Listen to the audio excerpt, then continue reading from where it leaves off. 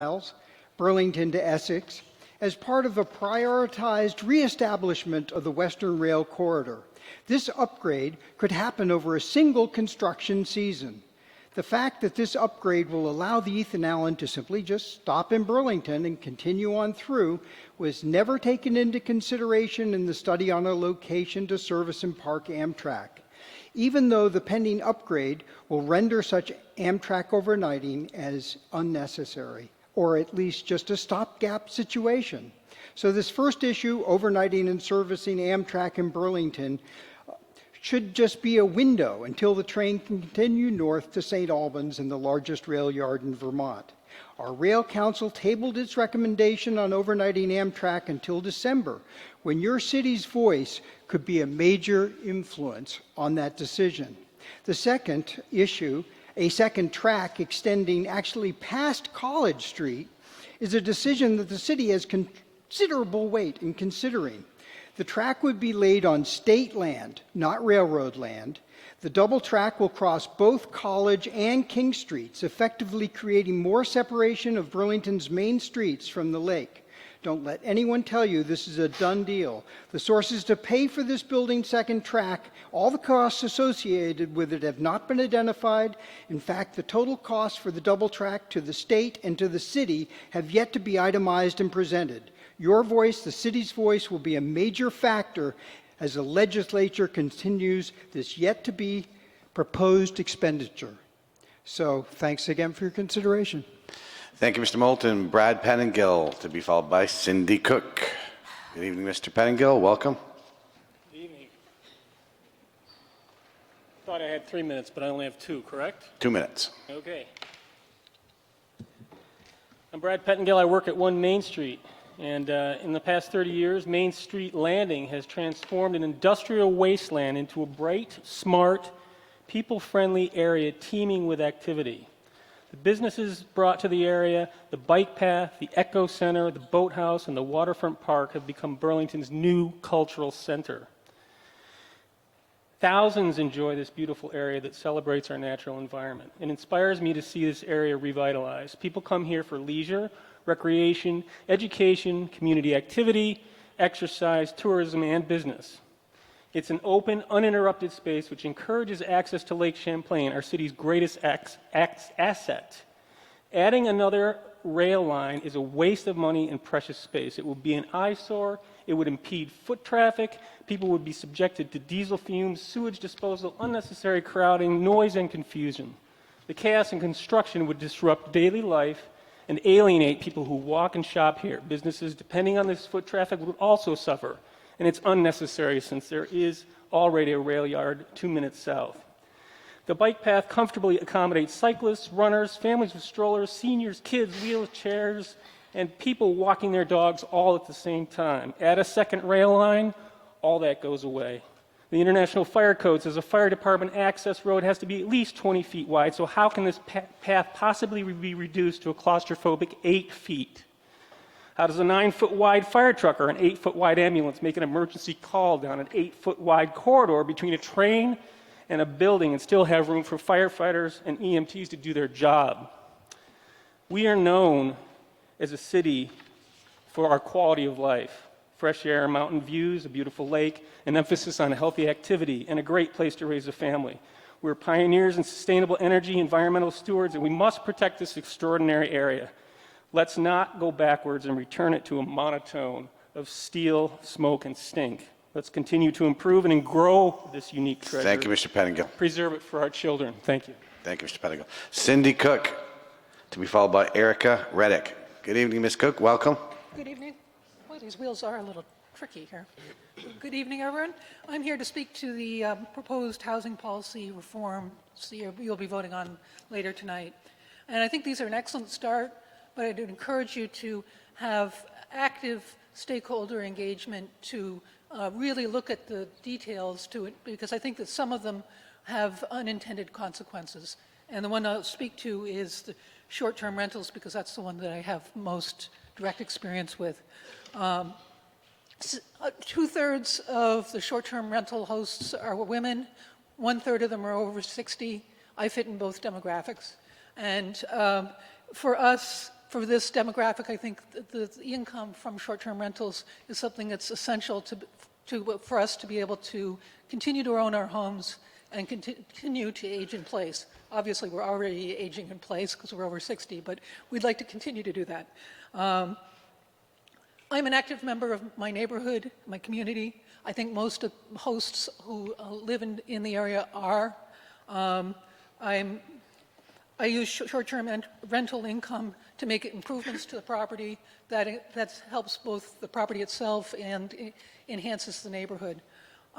If changes are made so that my short-term income is reduced, I'll have to sell my house. It's a duplex. It's very likely that some absentee landlord will buy it because it's great income potential for that. And we know what that looks like when neighborhoods have more and more houses that are flipped from residential to absentee landlord facilities. So let's see.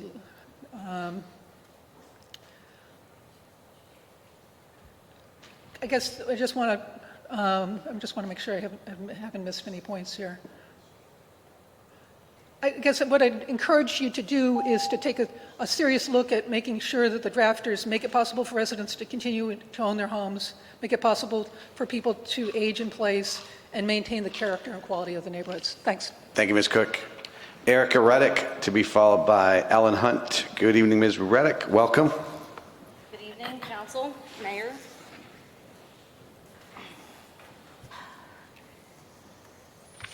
Simple addition dictates that if you make it more expensive for me to own my property, the more I will have to charge in rent. This will be the inevitable effect of most of the initiatives outlined at the Housing Summit. Another example of the City of Burlington deflecting blame for its part in causing the affordability crisis.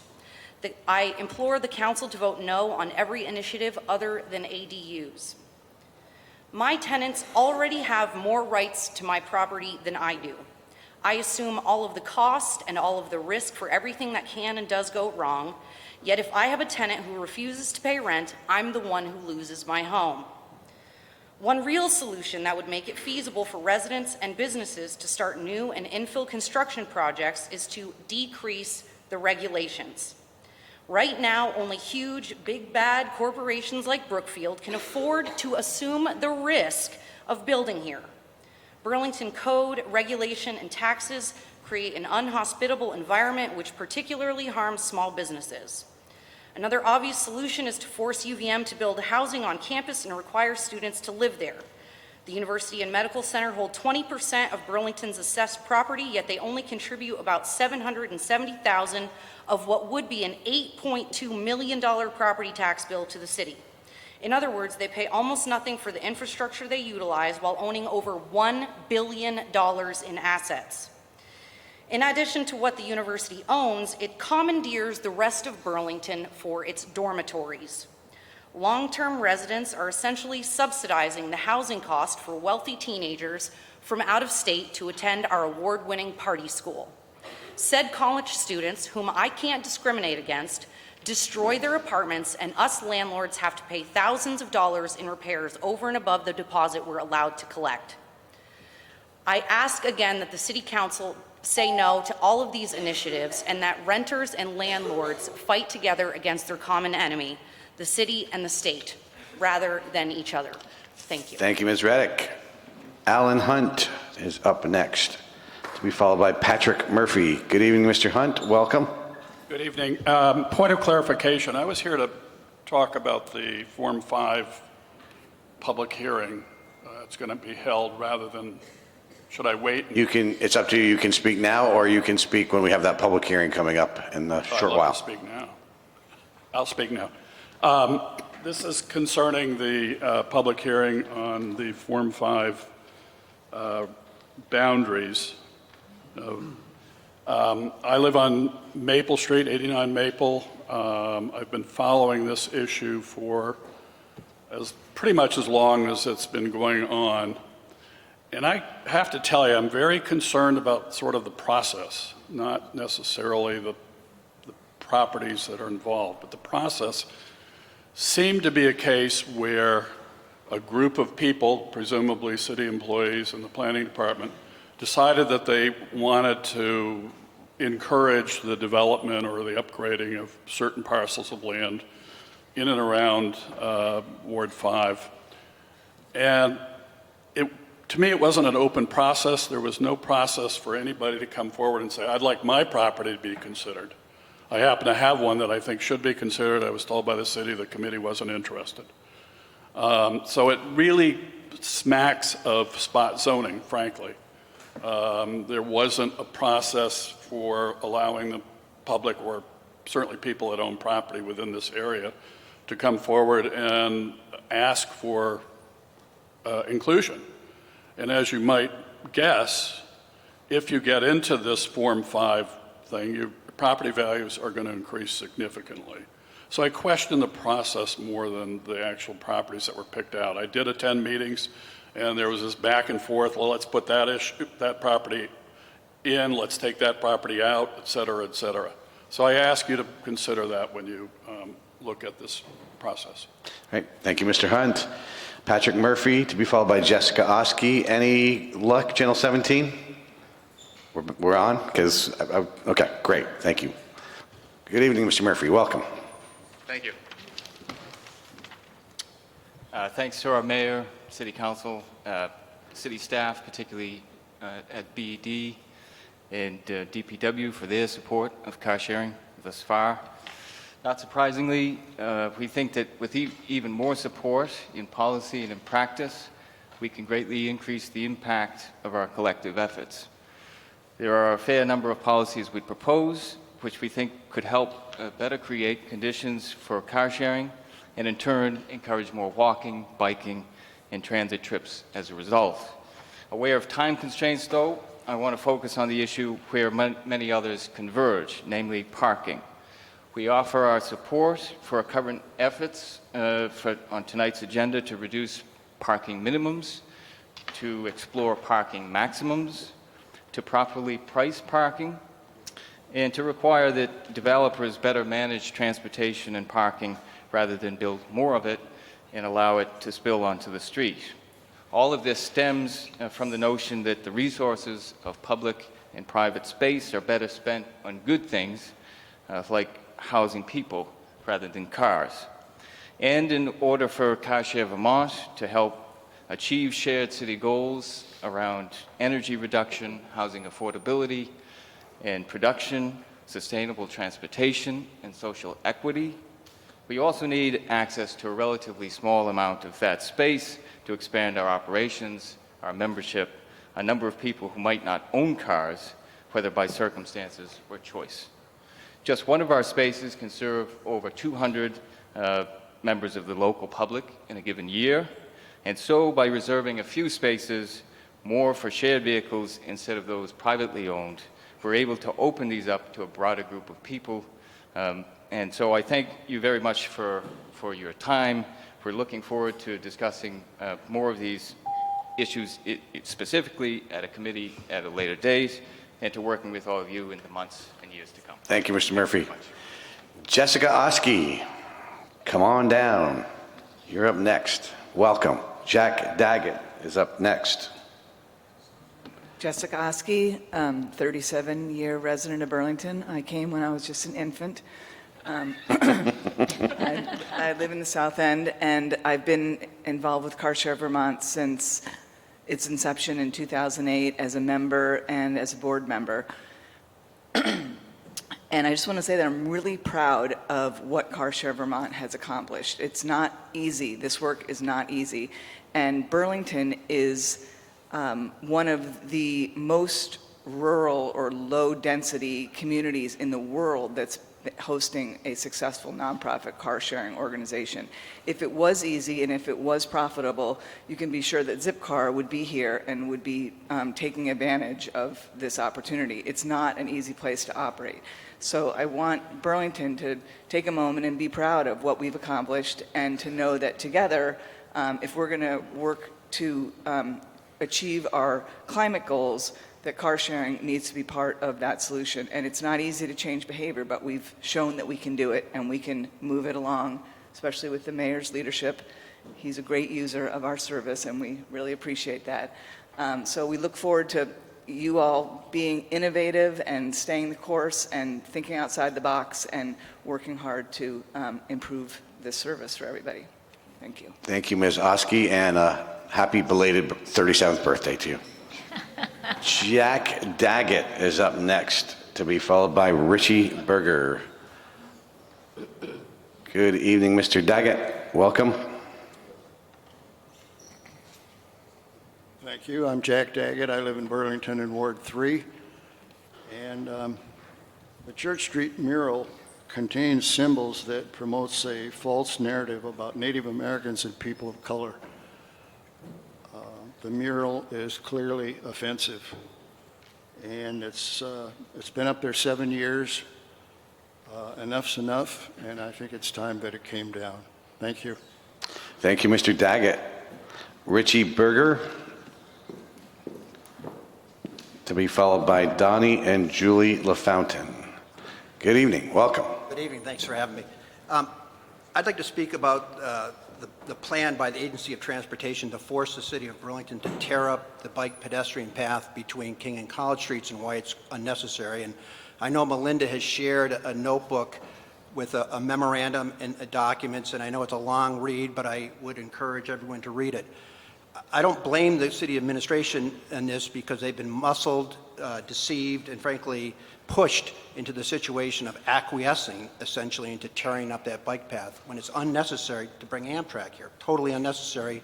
It's proven by the documents that Melinda provided you. Once that bike path is torn up, that pedestrian path is torn up, you're never going to get it back.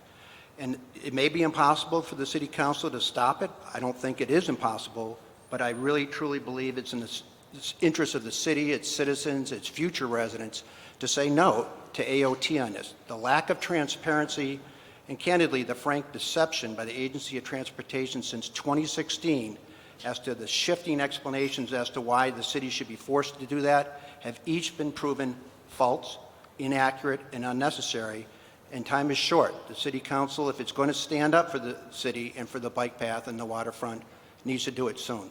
Thank you. Thank you, Mr. Berger.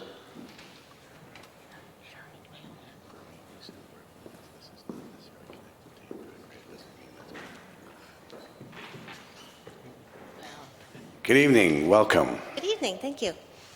We're Julie and Donnie LaFountain. We are longtime car share members, and we are honored to be speaking on behalf of Car Share Vermont. As We're having trouble hearing you. this one does? As testimony to Car Share, Sorry, you got to, there you go. we used to be a two-car family until one by one they broke down and needed thousands of dollars of repair. At the same time, our son needed braces and was going off to college. So we were a no-car family, which worked all right for the most part, except for there was always something. We needed to get lumber at Lowe's, or we needed to take our son to college, or take our animals to the vet, which left us beholden on friends and family to drive us around, which sometimes worked and sometimes didn't. So we were looking at purchasing another car or some other option, and then we met Annie.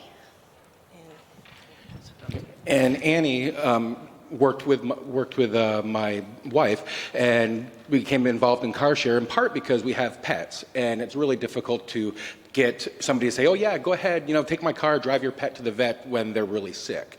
So that opened up a world of opportunity for us. Now we're avid car share users. We don't have a car. We definitely use it quite often. We do the share a lot part of the program.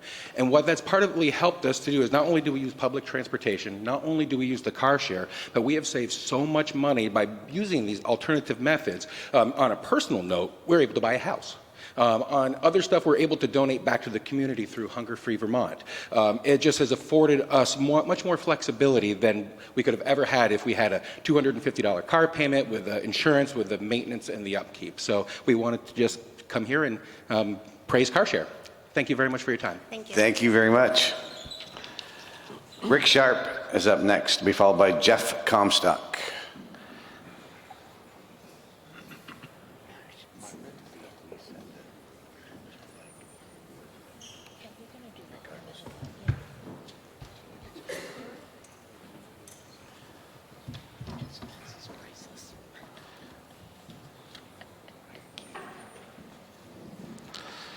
do want to make sure that people understand that the moving of the bike path does not necessarily mean that means that we're going with the option of Amtrak being down at the location that the committee picked. That is not necessarily connected together, just so everybody understands that. Good evening, Mr. Sharp. Welcome. Good evening. Thanks for the explanation.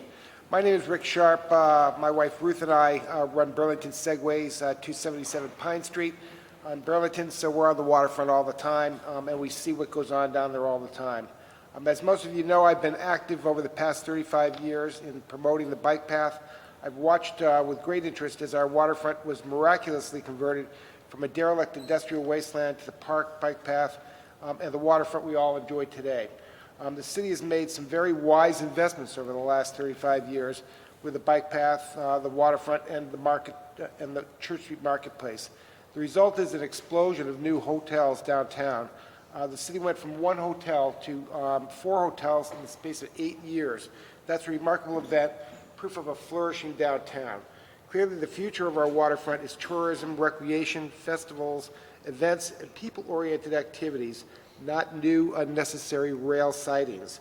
I support Melinda Moulton in her opposition to the addition of a rail siding in front of Union Station.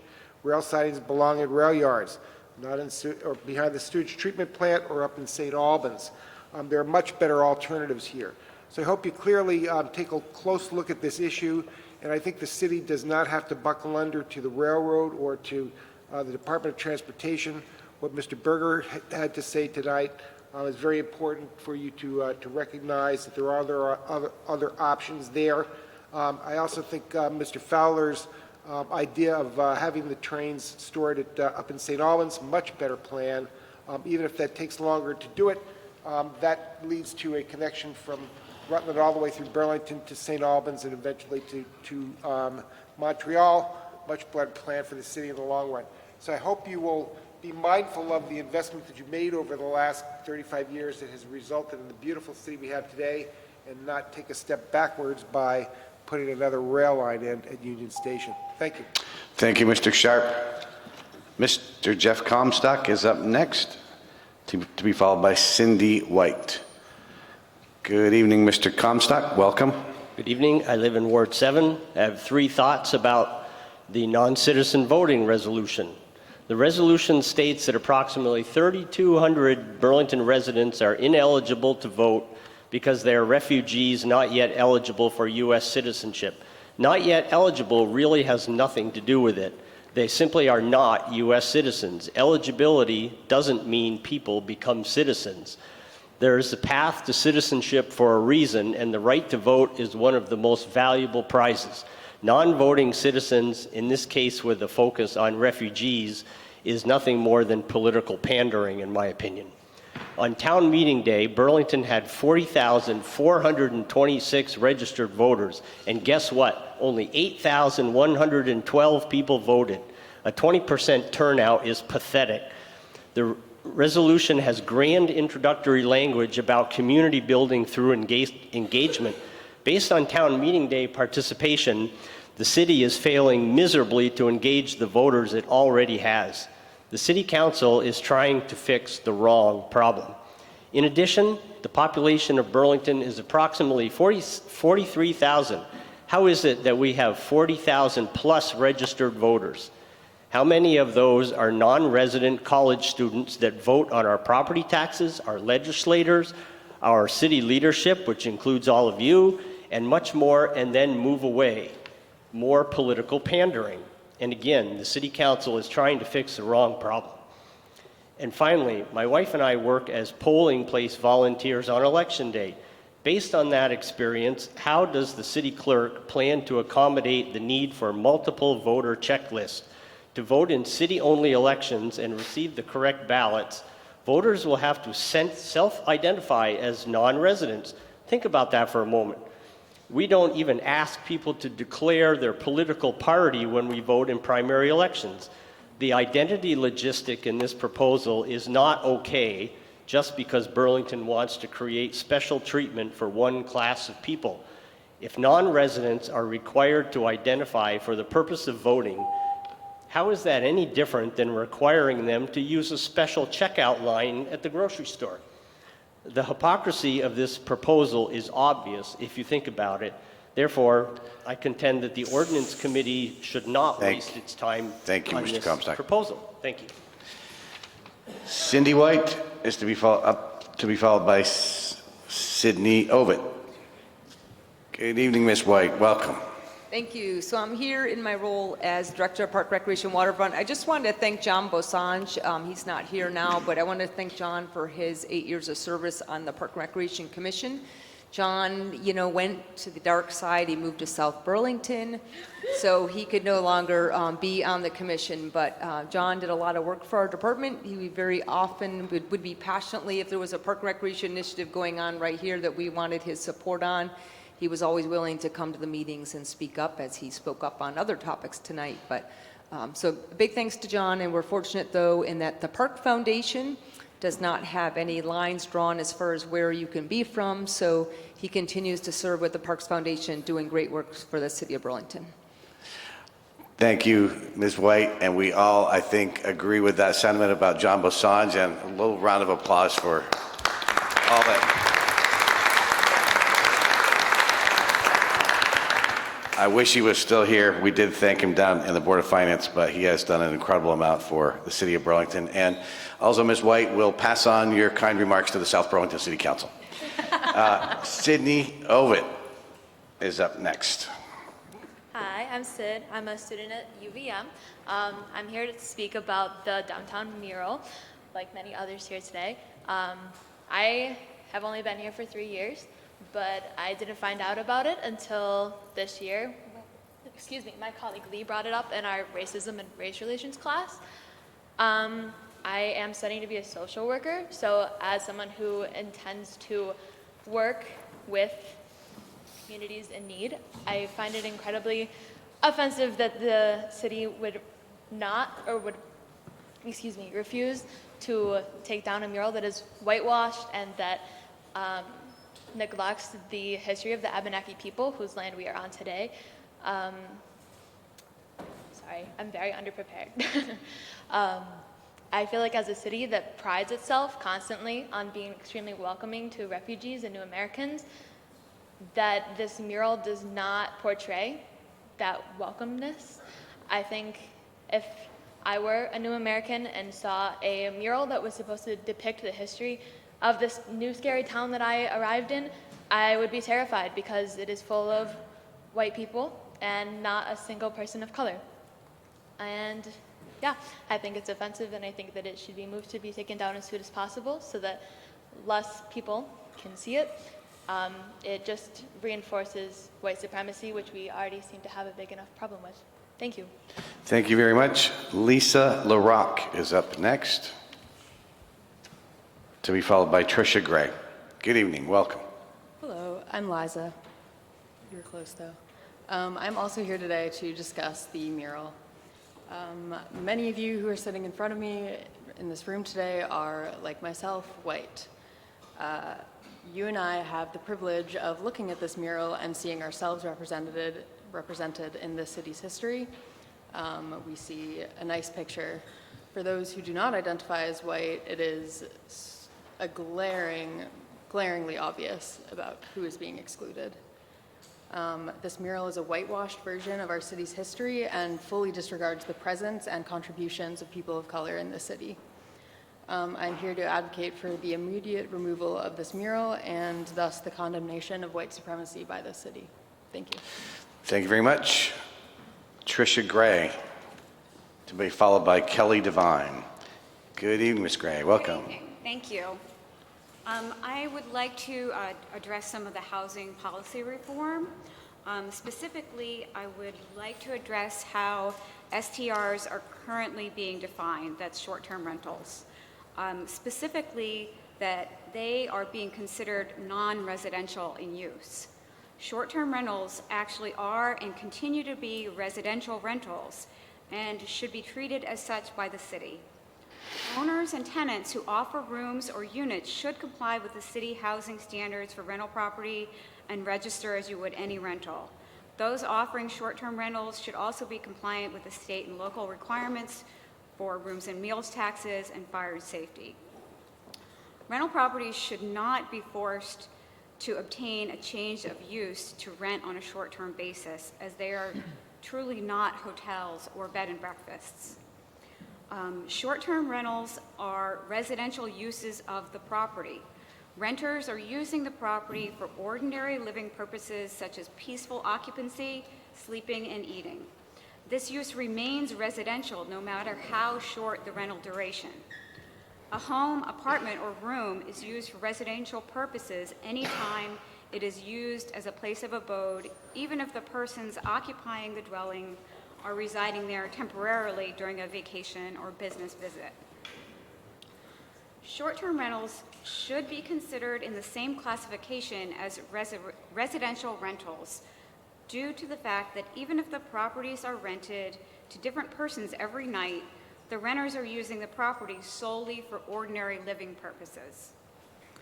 The need for long-term housing is understood, and please acknowledge the value of short-term rentals as flexible housing, whether it be for a night or 6 months or a year. Consider that restrictive policies also tread very closely to denying property owners the free and unrestricted use of their real property.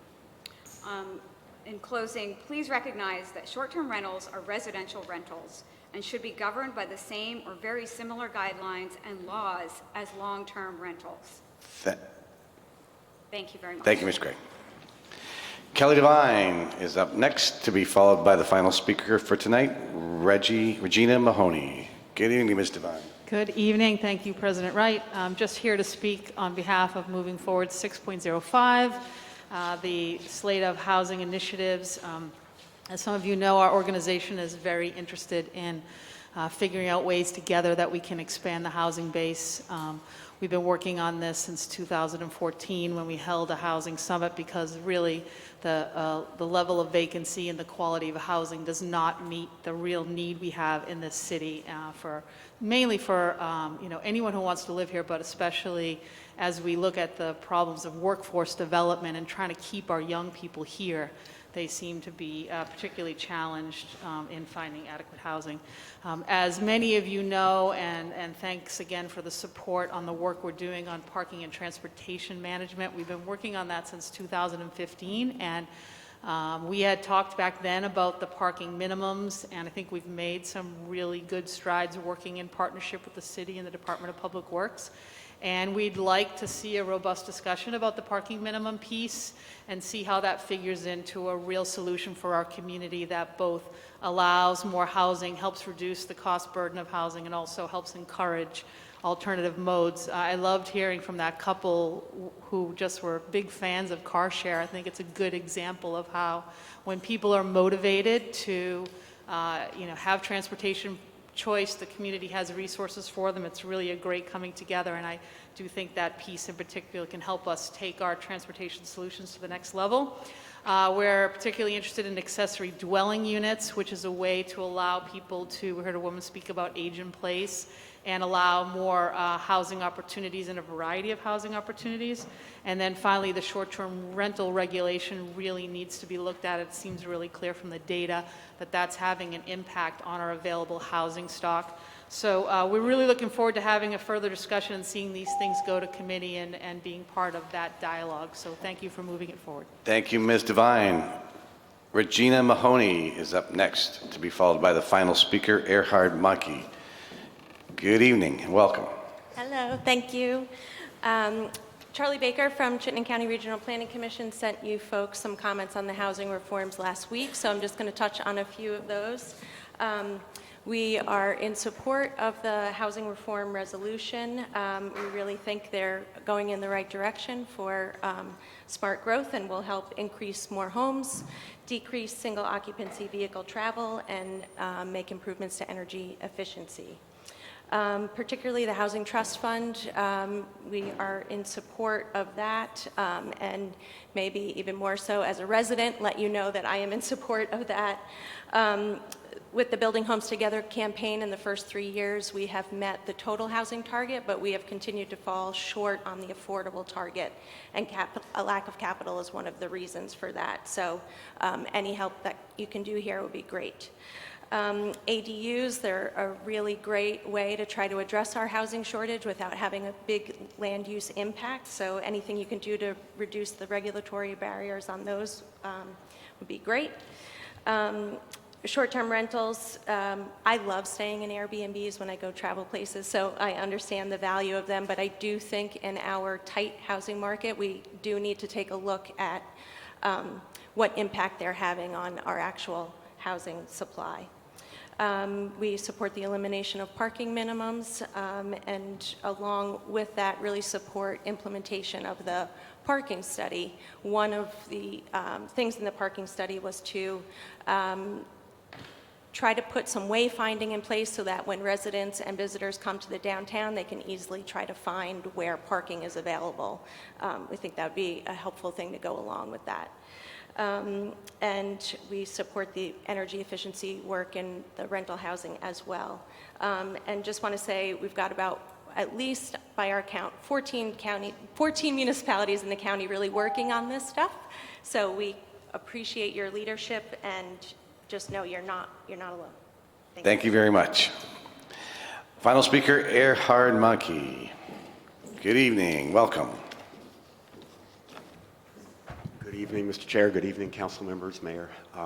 Thank you for this resolution. Mayor, thanks for your leadership on bringing these initiatives forward through the summit, the two-part summit. I'm speaking, by the way, just on behalf of myself as a longtime person involved in affordable housing and community development in the area, not representing any organization. Support in concept all of the initiatives, especially the Housing Trust Fund. It's been a long time coming. Mayor, thanks for including the extra money in the budget for the last few years. I think it's high time to ensure that that's immune to any kind of policy changes, and that it's embedded in the charter, and that it's done in a way that is going to survive the next reappraisal, to make sure that the same amount remains in it, unlike the last reappraisal where we lost ground and basically the value of a penny for the Housing Trust Fund was severely devalued to almost half a penny. I totally support ADUs as another way of increasing the housing stock. I would urge you to look at, when you get to the details and the committee structure looks at these things, to make sure that they don't become a new vehicle for short-term rentals. I am very concerned about short-term rentals, as I know many of you are. I think we do need to protect owner-occupants, especially people who are renting short-term rentals within their home, rooms in their home, and I would say up to possibly 1 or 2 whole units in a multifamily apartment building. I would not go much more than 1 or 2 units. I really think that you're taking away from the real need, which is the long-term rental market. So, in looking at the detailed memo from staff about the proposal for short-term rentals, I think there are many fine points there. There's many protections in there. I like making it subject to the demolition and replacement ordinance. But I urge you to take a look at really severely limiting the absolute number of units, because I'm concerned about the erosion and thank you, Mr. Monkey. Housing. Thank you. That concludes tonight's public forum. Thank you to everyone for giving us your viewpoints and doing it respectfully, for the most part. Item number, the next item is the consent agenda. Councilor Busher. Yes, I'd like to move to adopt the consent agenda and take the actions indicated. Councilor Busher has moved the consent agenda. Is there a second? Someone? Second by Councilor Pine. Any discussion? All those in favor of passing the consent agenda and taking the actions indicated, please say aye. Aye. Any opposed? We have passed the consent agenda. I am now going to recess at 8:31. Mr. Mayor.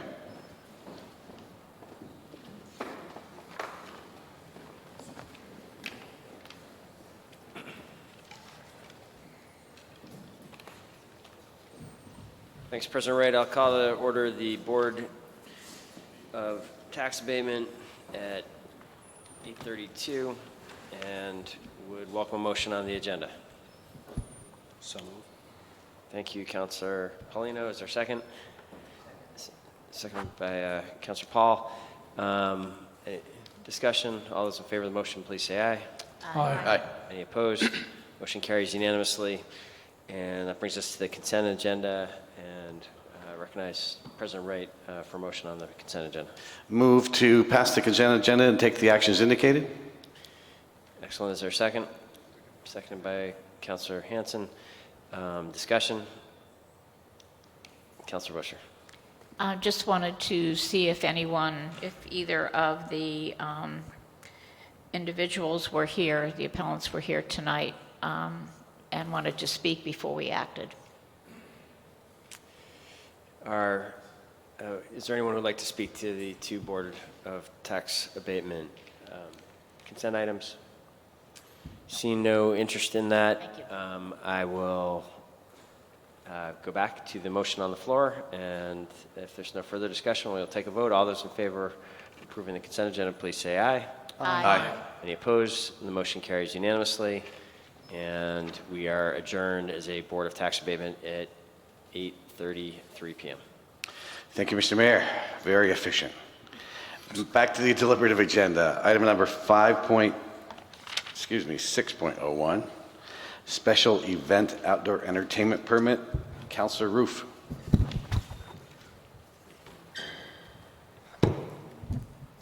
Taking yours. Thank you, President Wright. I'd like to move 6.01, a special event outdoor entertainment permit application, one day only, Church Street Marketplace District in front of Outdoor Gear Exchange at 37 Church on the block between Bank and Cherry, Thursday, October 17, 2019, 7 p.m. To 10 p.m. for a film screening. Moved by Councilor Roof, seconded by Councilor Paulino. Any discussion? Hearing none. All those in favor of the motion, please say aye. Aye. Any opposed? That passes unanimously. Item number 6.02 is a special event outdoor entertainment permit. Councilor Roof. I'd like to move approval of a 24-hour total special event outdoor entertainment permit application for the Flynn Center for the Performing Arts, Church Street, outside of City Hall by the Fountain, 10/24/19 to 10/25/19, 12 p.m. to 12 p.m., 24 hours total. 24-hour protest song, violinist, amplified music, yes, but restricted amplified music, no amplified music between the hours of 2 a.m. and 7 a.m. Moved by Councilor Roof, seconded by Councilor Hanson. Any discussion? Hearing none. All those in favor, please say aye. Aye. Any opposed? That passes unanimously. Item 6.03 is a public hearing regarding the Comprehensive Development Ordinance ZA-20-01 Form District 5 boundaries. Councilor Mason? I believe the appropriate action would just be open the public hearing. So we'll open the public hearing. Anyone who wishes to speak on that ordinance? Come on up.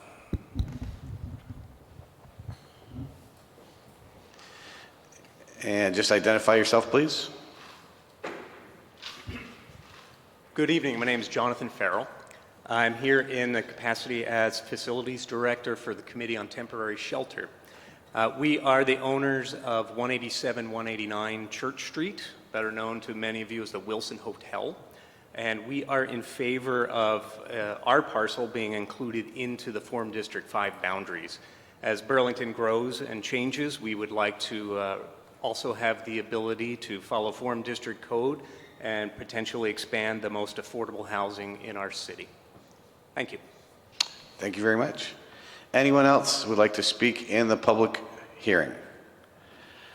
Hearing none, going once, going twice, gone, and we will close that public hearing and move to the actual ordinance 6.04. Councilor Mason. Thank you, President Wright. I'd like to make a motion to waive the second reading, adopt the ordinance, and ask for the floor back after a second. Seconded by Councilor Busher. Councilor Mason, you have the floor back. Thank you, President Wright. The amendment before us seeks to modify the proposed boundaries of Form District 5 to include additional properties located along the boundaries of the current district, which is pretty much downtown for those watching. Properties considered for inclusion in FD5 district were evaluated for their current use, future potential use, development intensity, and compatibility with adjacent properties. They've been recommended to be included in the FD5 in order to include the type and intensity of future infill or redevelopment with adjacent properties to enable greater flexibility for expansion or reuse of existing uses and structures and to reduce existing nonconformities. There are 19 parcels that are being recommended for advancement. I think it's important to sort of talk about procedure and how we got here before turning it over to the Planning Commission. So to go into the Wayback Time machine, we started the conversation on adopting form-based code, I don't even know, 2015. This council adopted, after substantial conversations, form-based code in 2017. At that time, before the joint committee, they were recommended that the form district be actually larger than what was advanced. And that was based on the joint committee's recommendation that let's start small, see how this goes, and then come back to the table if there are, to consider those additional parcels. This was started as a result of that conversation and was spurred in part by Mike Tremblay at Advanced Music, who reached out to the Planning Commission with some limitations in terms of what he was able to do with his property. And that is one of, that spurred a larger conversation by the Planning Commission, again, looking at specific blocks and trying to figure out, should in terms of our goal, in terms of incentivizing infill development, should we be looking at allowing greater density in those surrounding parcels? So the Planning Commission did that. I've got to look. In 2018, our ordinance committee, city councils, held a series of hearings in 2018. That was a different ordinance committee, the one that is constituted now. We advanced that forward in 2018. Subsequent to that, I will admit that the public input at that point was limited, to say the least. Subsequent to that, there were a number of neighbors, particularly on South Champlain Street that approached, and King Street that approached, and that forced the ordinance committee to go back and revisit some of the recommendations in terms of the parcels.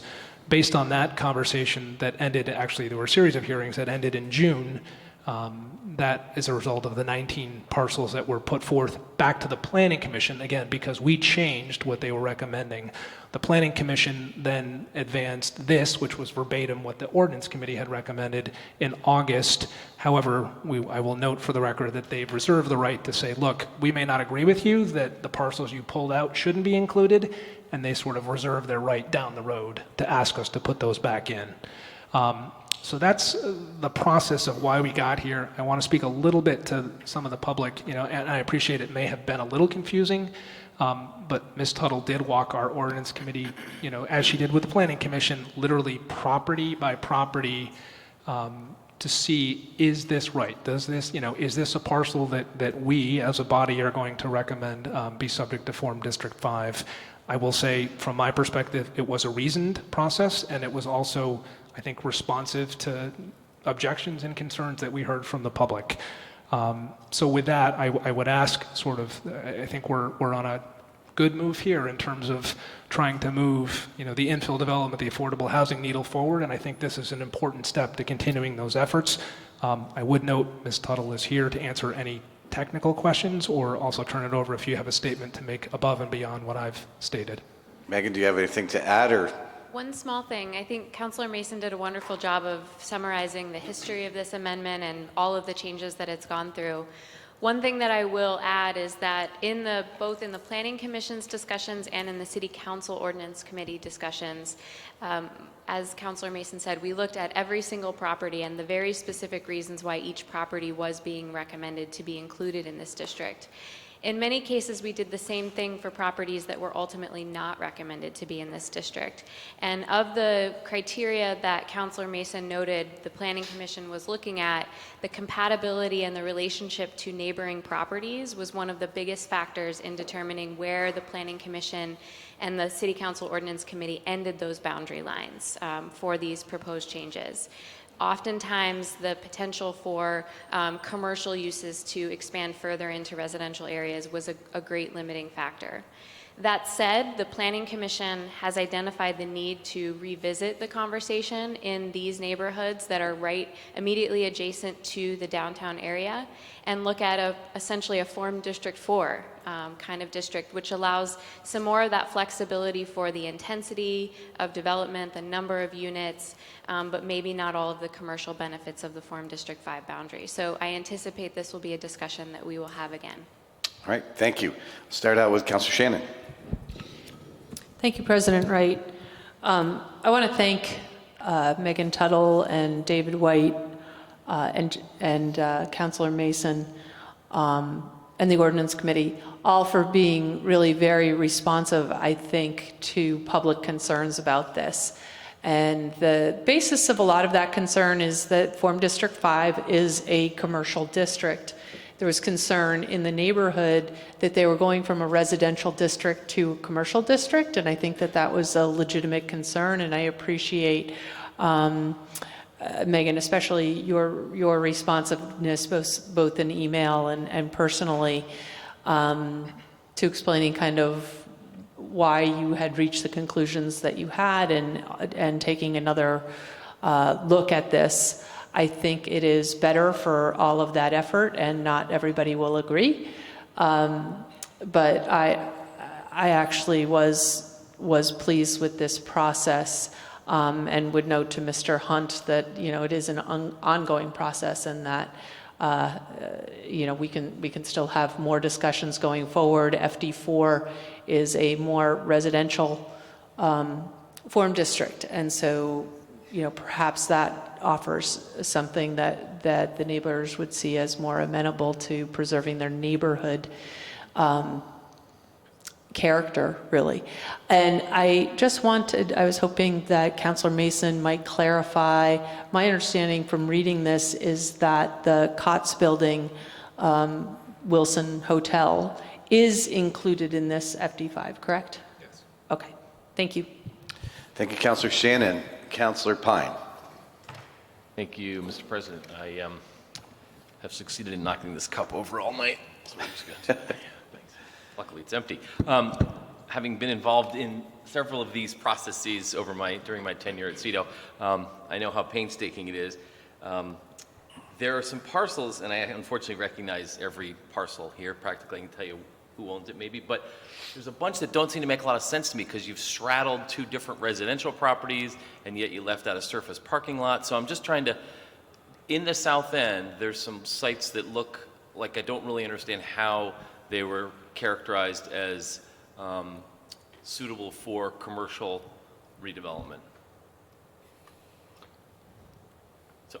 So Councilor Pine, I think that the challenge is knowing which parcel specifically you're referring to. I mean, because I will say, for example, King Street, there's tortured history in terms of why we did this or didn't do that. So I don't know if it's possible to...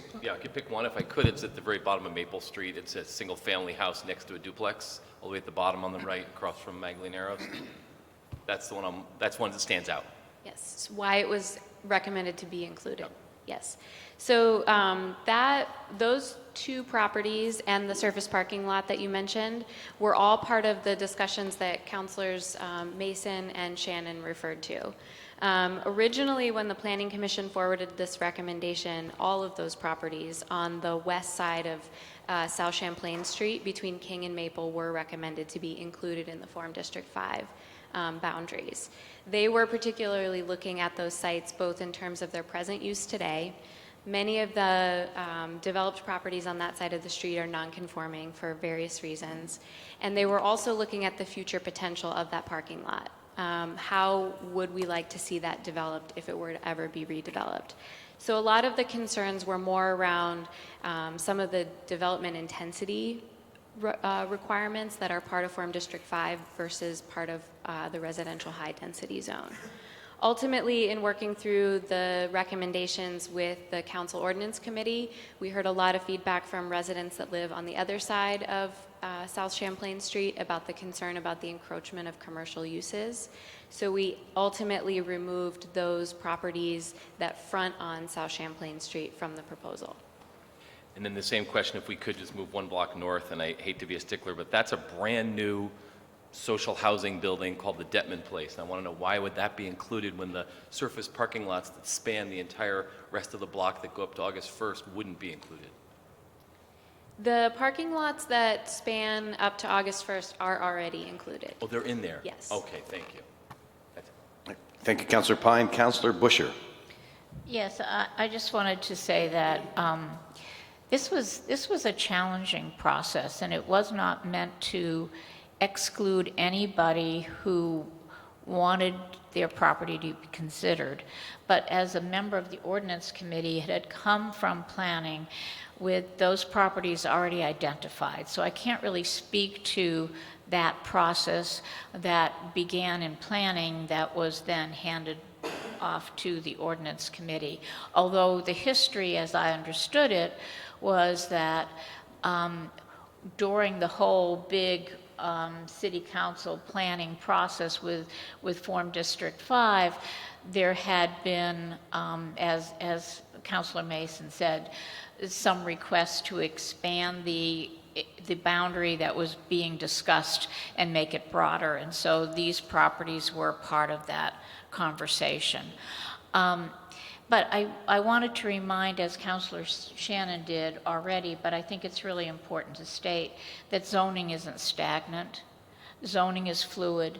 There's opportunity for you to ask to have your property looked at, and if you want it to be rezoned and it's contiguous with a zone currently in place, so it's not spot zoning, that conversation can occur. That happened for me in my ward where zoning didn't make sense, and I brought it through the Planning Commission and ultimately got that zoning changed to be more reflective of the use and the potential for that property. So I just think it's really important. I think also that Councilor Mason did say that during this whole time, after we made a decision in the ordinance committee, we did go back to the residents themselves to make sure they were aware of the changes that we had made, to give them once again another opportunity to weigh in. So we tried to be as inclusive as possible. It's not a perfect process, and so obviously some people didn't feel like their voices got heard, but we do the best we can and try to give people the opportunity for zoning changes. It begins in planning, comes to the city in ordinance, and then finally comes here for final adoption. So I'm hoping people are aware of their chance to weigh in. Thank you. Thank you, Councillor Busher. Are we ready to vote? The motion on the table is to waive the second reading and adopt the ordinance. All those in favor, please say aye. Aye. Any opposed? That passes unanimously. Great work to the team and the ordinance committee and Councilor Mason. Thank you as chair. 5.05 is a resolution on housing policy reforms. Councilor Mason. Thank you, President Wright. I'd like to make the motion to waive the no, I gotta get caught up. Is this the right action? I'm sorry. I'd like to make a motion to waive the reading and adopt the resolution as drafted. Moved by Councilor Mason, seconded by Councilor Paul. You have the floor back, Councilor Mason. Thank you. I'm sorry I got messed up because I thought that was a referral, but that's included in the resolution. Well, buckle up, just based on public comment. This is going to be a controversial process. The resolution before us is a series of proposals that would be referred, or at least 4 of the 5, to the Joint Ordinance Planning Commission for subsequent public hearing, and the final proposed reform to the Charter Change Committee for its consideration. These proposals are a direct result of the BTV Housing Summit held on June 11th and the BTV Housing Summit 2 held on September 4th, 2019. At each of these 2 public hearings, input was heard from residents, stakeholders, and the public on these proposals specifically related to housing policy. This resolution recognizes that in addition to the 4 proposals to be referenced, the administration has asked CEDO to complete a review of tenant protections and deliver that review and recommendations to the council by month end. It also recognizes our efforts on an ancillary related but tied to the city's net zero energy goals. At a very high level, these 4 proposals can be summarized as follows. The first calls for an updating of our standards for energy efficiency and rental housing in order to support our climate goals and protect renters from unreasonably high utility costs. The second proposal encourages the creation of accessory dwelling units to support homeowners aging in place, help homeowners continue to afford their homes, and add affordable housing options within neighborhoods. The third proposal asks to consider implementation of a regulatory framework for short-term rentals that reduce the impact on long-term housing availability while recognizing the economic that certain Burlingtonians are currently enjoying. The fourth proposal seeks to revise the city's approach to minimum parking requirements in order to reduce the cost to construct, maintain, and lease housing units, allow more space for additional housing units, and support a robust system of transportation alternatives. The final proposal asks the charter change to consider the restoration and increase in the city's level of funding in order to support the Housing Trust Fund. I think for the public to understand, this is because I got a lot of flurry of emails today thinking that we were adopting all of this. And I think it's important to note that if this does pass, there will be significant additional public process. There are already scheduled 2 or 3 or more hearings before the Joint Committee, and I assume the Charter Change Committee will also come back before this council for adoption. So I think it's important to send that we are not moving forward, other than to recommend that these different groups take up the proposals. And I would expect, based on the input we received tonight and the flurry of emails I got today, there will be a very robust public discussion on a number of these initiatives. I think it's important to recognize the cross-departmental team of city staff that not only helped advance these proposals and formulate them, but also did, from my estimation, an excellent job in terms of managing the public forums and engaging the public. I'd also like to thank Councilors Paul, Jang, Roof, Paulino for their co-sponsorship, as well as Councilors Hanson, Shannon, and Pine for the active string of recommendations that came across over the past week. And with that, I hope you will consider joining me in moving this resolution forward. Thank you. Thank you, Councilor Mason. Open to the council, to discussion with the City Council. Who wants to jump in? Ready to vote? Councilor Busher.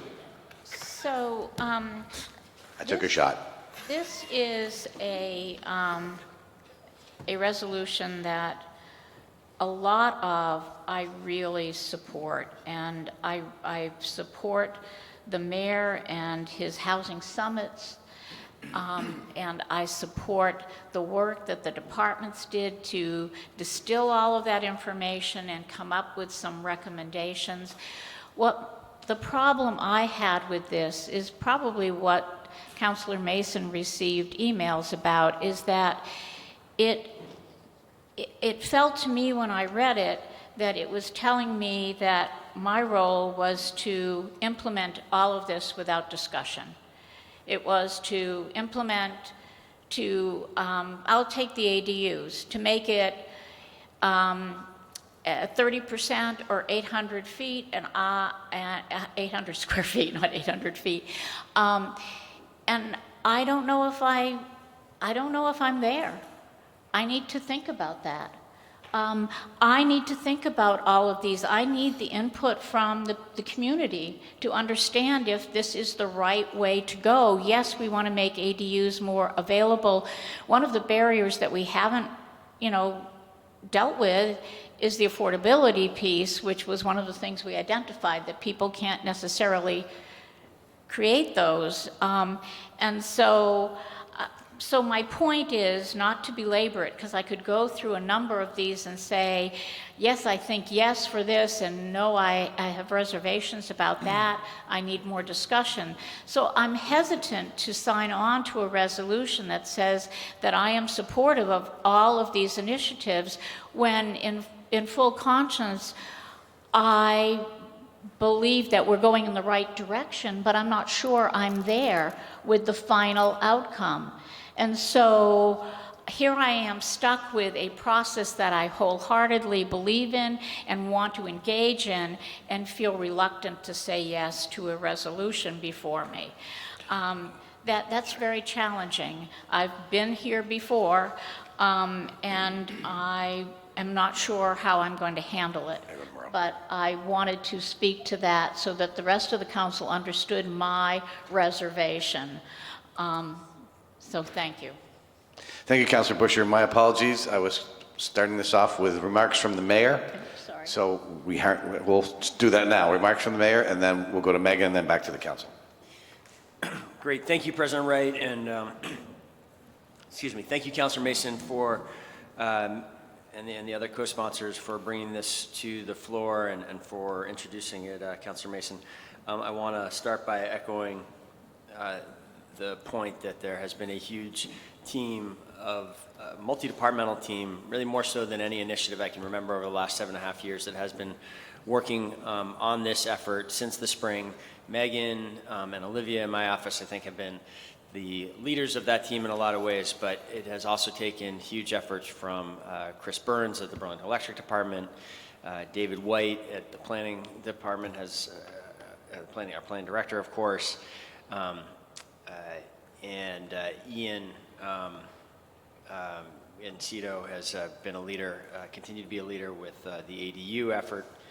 And I've started down this path, and I'm going to omit people, not forget, but omit people, key people who have played roles throughout and have really made it possible to get through 2 major summits that involved contributions from hundreds of Burlingtonians and get this tonight. Even that doesn't really fully capture the effort that has gone into this, of course, in that a lot of ways I see tonight is taking a step towards finishing the Housing Action Plan that the council unanimously approved in 2015, and that Councilor Pine reminded me in a lot of ways started out in the early days of this administration when Councilor Pine was still our housing go-to person within CEDO, and conversations about what we could do to jumpstart this, to take another run at improving housing affordability and equity in Burlington. And there's a reason that these items, these 5 items, or 4 of them, were in the Housing Action Plan. We really hadn't grappled, I don't believe, with the short-term rental issue in the Housing Action Plan, but the other 4 items were all noted in one way or another in the Housing Action Plan. There's a reason I think that these are sort of the last ones. They are, in some sense, some of the harder work to do to address our housing issues. On the other hand, I think they are changes that could have an enormous impact if we can buckle down and get to consensus and get this right. I think there's the opportunity to create hundreds of new homes for Burlington residents in the years ahead, in the relatively few years ahead, if we are able to make some of these changes and significantly expand our permanently affordable housing stock, as well as do more to protect and support tenants that are living in this community and facing very high housing costs, including utilities costs. I'm going to turn this over in a moment to for Megan to walk through a few of the details, not many. We want to get to the discussion. We've been talking for a long time since the spring. It's now the council's turn with this. I would just like to inject a note of optimism as we start this. I think housing can be an issue that the challenges have been around so long that it can feel like an unsolvable issue, something that we really can't make much progress on. In fact, despite our all efforts, and by some measures, it seems like housing affordability just keeps getting worse and worse. I urge the council to see this as a problem that we can solve. In fact, I think if you look at recent years, there's a lot of evidence that we are making considerable progress. We have built or preserved more than 500 permanently affordable homes over the last 7 years in Burlington. We have, continuing on, I'll really hurry to add, continuing what has been a very proud Burlington tradition of Burlington building permanently affordable housing for at least 3 decades. We have made improvements with our code enforcement efforts. The Code Enforcement Office is functioning better than it has ever, and we are doing more to protect tenants living in Burlington rental houses from being victimized or unresponded to than we ever have, and continue to improve those systems. We have notably, I think, as a departure from some of the relatively recent history, we have made progress addressing the housing our problems within the housing market, of having the market actually create more homes, and that has created more than 600 new market rate apartments in recent years, and it has doubled the housing vacancy level, still at unacceptably low levels, and it has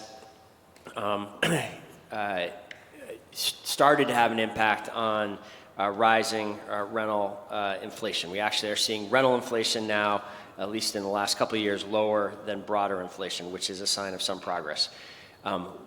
I say all this to urge us to double down on the strategies that are having an impact and keep moving forward, and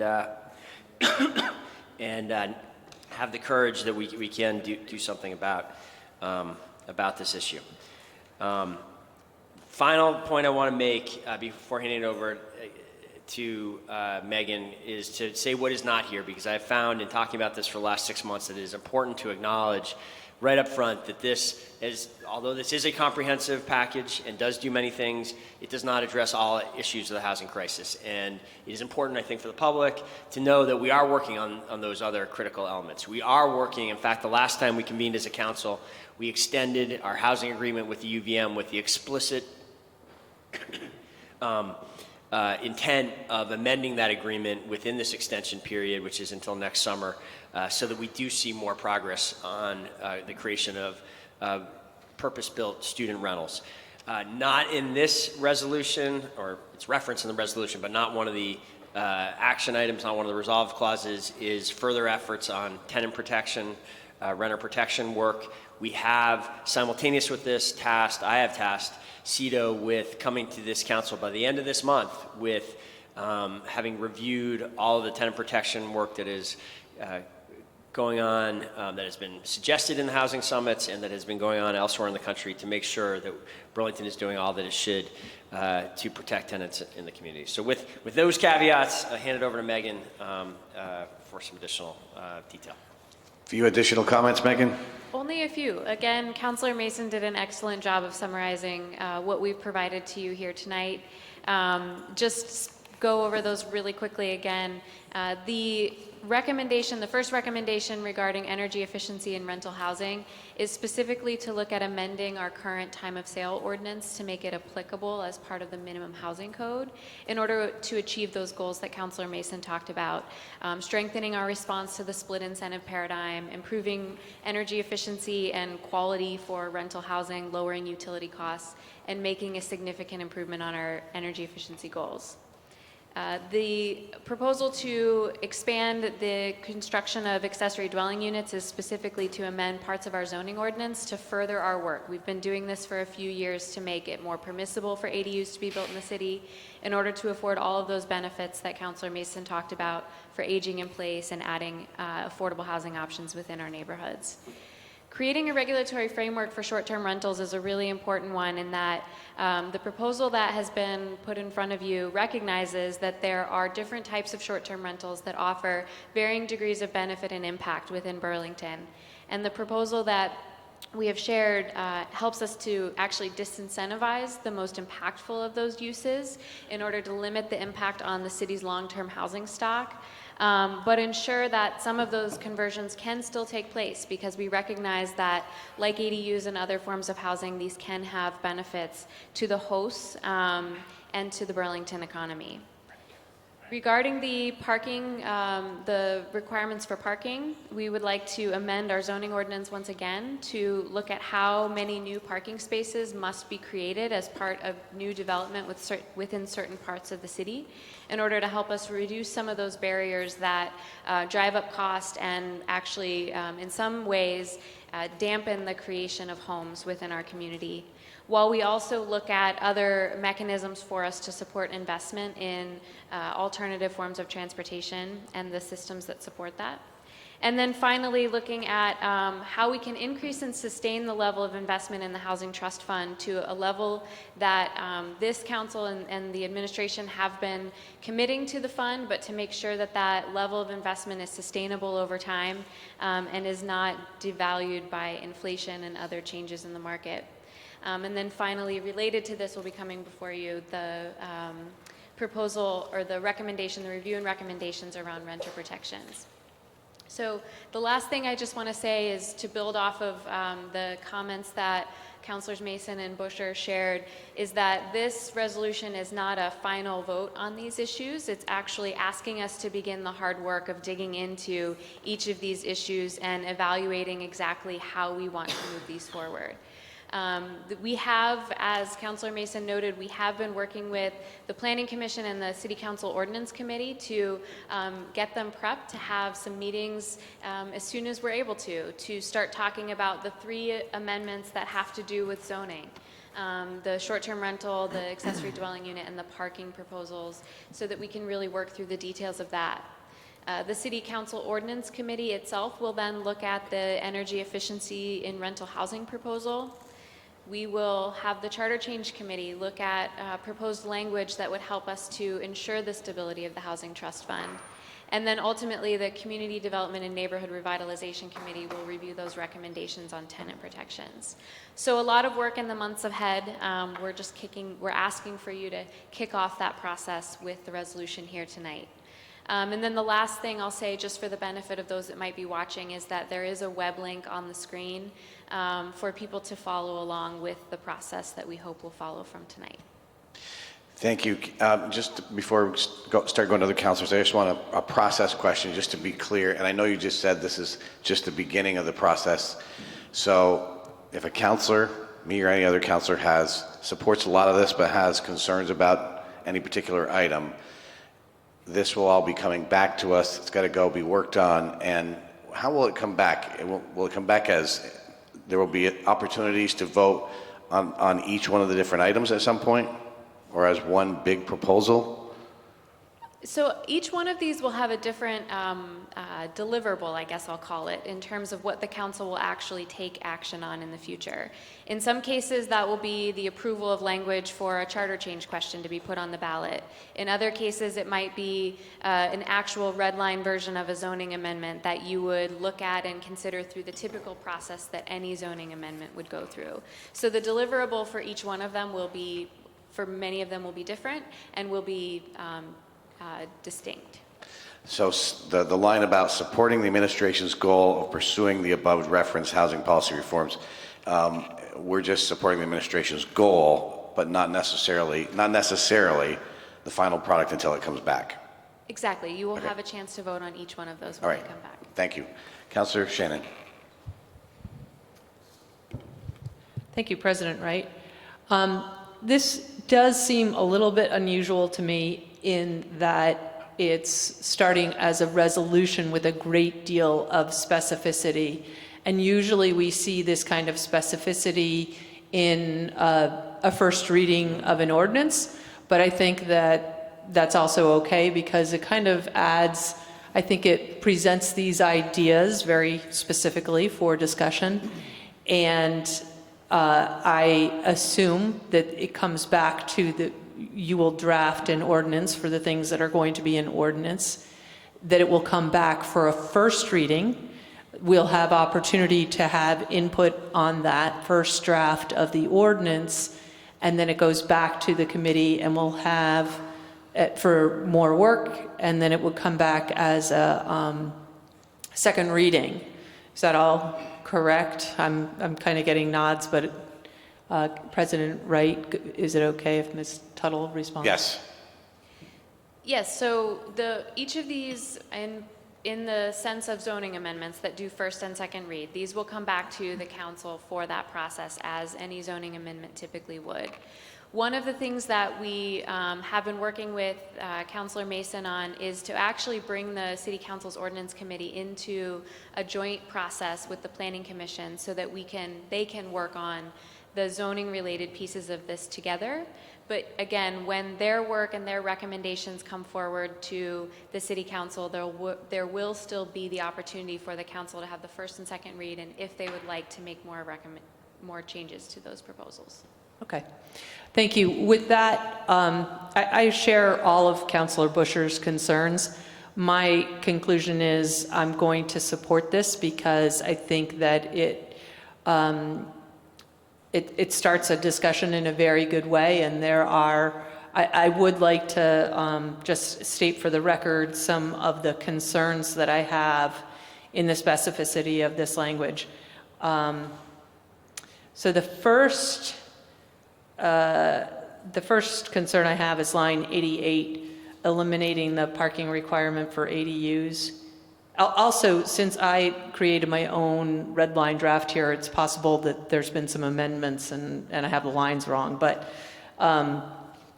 eliminating parking requirements for ADUs, I am not necessarily opposed to that, but I think there may be other options worth considering as well, such as allowing tandem parking to meet the requirement. So I'm not sure that eliminating the parking requirement is the best idea, or that it has to be one solution in all areas. There might be some areas where a different solution is better.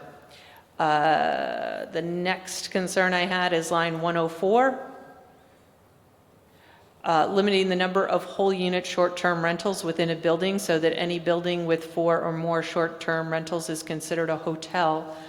Actually, I would like to consider other options and possibly more restrictive, not allowing these short-term rentals in many cases, because what we really need is housing for people who live here more than we need housing for our tourists. And I think that there was a lot of discussion about that at the work session. So I don't object to that particular solution, but think other solutions should also be considered. And then lastly, line 116, eliminating the requirement for a minimum number of parking spaces for new development that is within downtown neighborhood activity center and neighborhood mixed-use zoning districts. I think that should be reviewed, but again, I'm not convinced that eliminating parking requirements is the best answer. I know that some people believe that eliminating parking requirements will reduce our carbon footprint, but I'm not sure that that's really the case. I'm not sure that people will drive less cars. I think that sometimes they'll just, the impact is transferred elsewhere, where it puts a lot of stress on the community when people can't find parking spaces where they need to find parking spaces, and often pushes the problem to the next neighborhood. So I would like that to be more broadly considered. Thank you. Thank you, Councilor Shannon. Councilor Hanson, are you prepared to put your amendment forward? Sure. I wasn't next to the stack, but sure. All right, let's get that on the table. Okay, yeah, I'll, so it's attached in the, it's attached online, proposed amendments. I don't know if we can put them on the screen or not, but I'll start with the first one. So I think, and just speaking more generally, I'm really glad to see that we've included more work around renter protections, tenant protections, and really want to thank a lot of the tenants who came out to the Housing Summit and really pushed for that inclusion. I think it's really critical that we don't forget about that as we move forward in other ways. So the first amendment that I'll like to introduce is on line 26. Insert after the word rating, comma, and the city is committed to increasing awareness of this information and making it more accessible and user-friendly, and I would ask for the floor back after a second on that.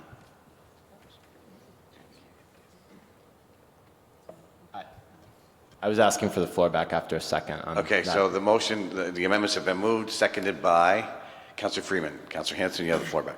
So this amendment is, there's a whereas clause, line 26, discussing, let me just read it. So whereas the city has also continued to strengthen, it begins on line 24, ends on line 26. The city has also continued to strengthen its enforcement efforts, including implementing the 5-star rating system that allows tenants to see the compliance history of a rental before they sign a lease and indicates the property's compliance with minimum housing standards by way of a 1 to 5 rating. I find that very misleading, and having attempted to use what we're referring to here through the city website, it's very hard for someone who's not deeply involved in city processes to understand what they're looking at when you pull up the document. Even for me, I don't fully understand what I'm looking at here. And the meaningful component of it that I can see, which is there's a line buried in other information, COC expires, expiration date, and then in parentheses, 1-year COC. I know what that means. I know that 1-year COC means this is a property that has had issues with code enforcement, so much so that they were put on the faster cycle, but I don't think most people are going to read that line and understand that.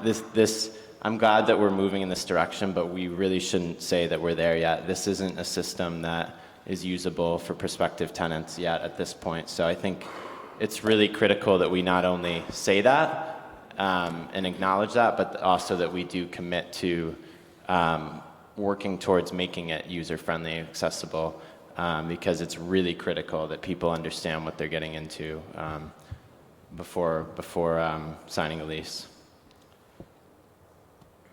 That's all I've got on that one. Okay, have you completed your amendments? Just the first one. You have it? Okay. All right, Councilor Paul? Thank you, President Wright. So the 5-star system came as a result of a resolution that was done in 2012 on landlord accountability. I remember it well because I wrote it. And the idea was to have a system so that tenants would have one more tool to be able to evaluate properties. In order for us to be able to use the system in the way that you are encouraging, Councilor Hanson, is that, or to President Wright through to Councilor Hanson, is all of the properties had to be evaluated. It wouldn't be fair for some to be evaluated and not all to be evaluated and be using the same system. So it took 3 years to do that. That was just done in the last couple of months. I have been in touch with Brian Lowe, our Chief Innovation Officer. It does take a fair amount of effort to get all of that online, and I'm waiting to hear back from him on whether or not that can be done by the end of the year. That will be put into a resolution that I'm working on for a subsequent meeting. I mean, I'm happy to support this now, but I do want the public to know that is actively being worked on. It is not something that we just simply had the 5-star system and now we're going to leave it. The entire idea behind the system was for it to be another tool for tenants to be able to evaluate a property. And the idea behind the 5-star rating system was not to shame landlords or property owners. It was to raise the bar in the hopes that all properties would become 5 stars. That being said, those properties that are 1 star, the public deserves to know what those properties are. And that's the idea behind getting all of it online so that it can be looked at in a way that you're referring to. Thank you. Thank you, Councilor Paul. Councilor Roof. Just super quickly, following up on Council, I see this, I'm going to support this, I see it as non-controversial.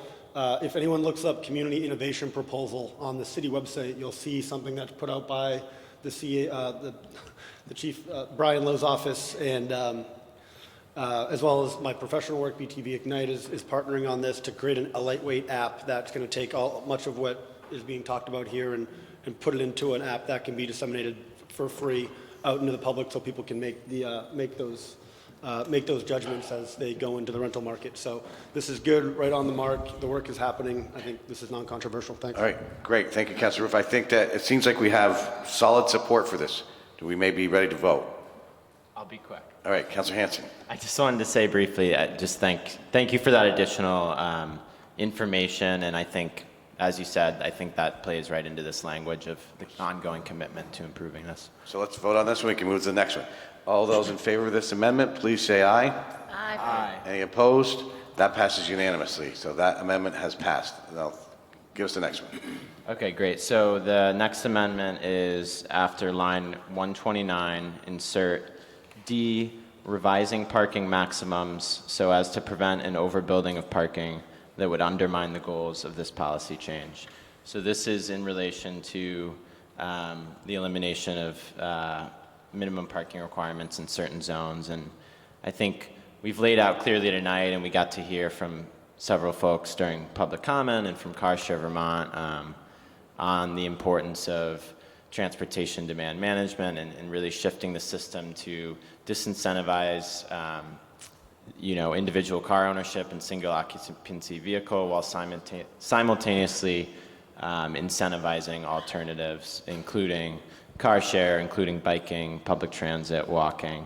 And I think one of the goals stated out in this policy is to really reduce the overbuilding of parking, because not only does that have an adverse impact on our transportation system, but also on the cost of housing as well. So I think with that being the goal and wanting to avoid this overbuilding of parking that we've seen, I think a simple way to help to do that is to have appropriate maximums that literally prevent that overbuilding. And I think we can identify a level that allows us to do that through continued work. So that's the idea behind this. I think just to throw out there, probably whatever level we would land on, I personally would probably still see it as too high. I think it's going to be a compromise, but I do think we can get to a place where this is relevant and this helps us towards these goals.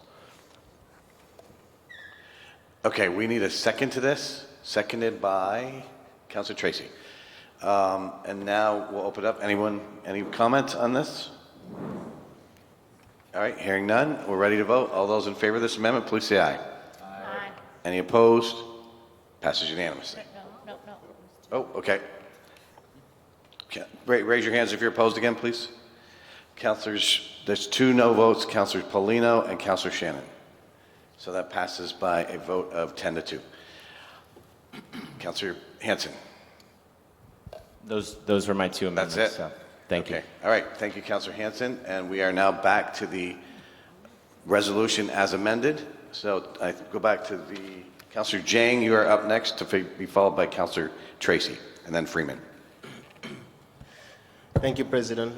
So I think what I'm about to say is also, I shared it with the mayor and also asked a couple of questions to a couple of the city councils to try to understand the number 12, whereas these strategies have also focused on reducing chronic homelessness, including implementing a coordinating entry system, and the housing support and resources for people experiencing homelessness. I think based on my understanding, it was a little bit, for a lack of a better word, weird how we have a summit about housing and not mention homelessness anywhere.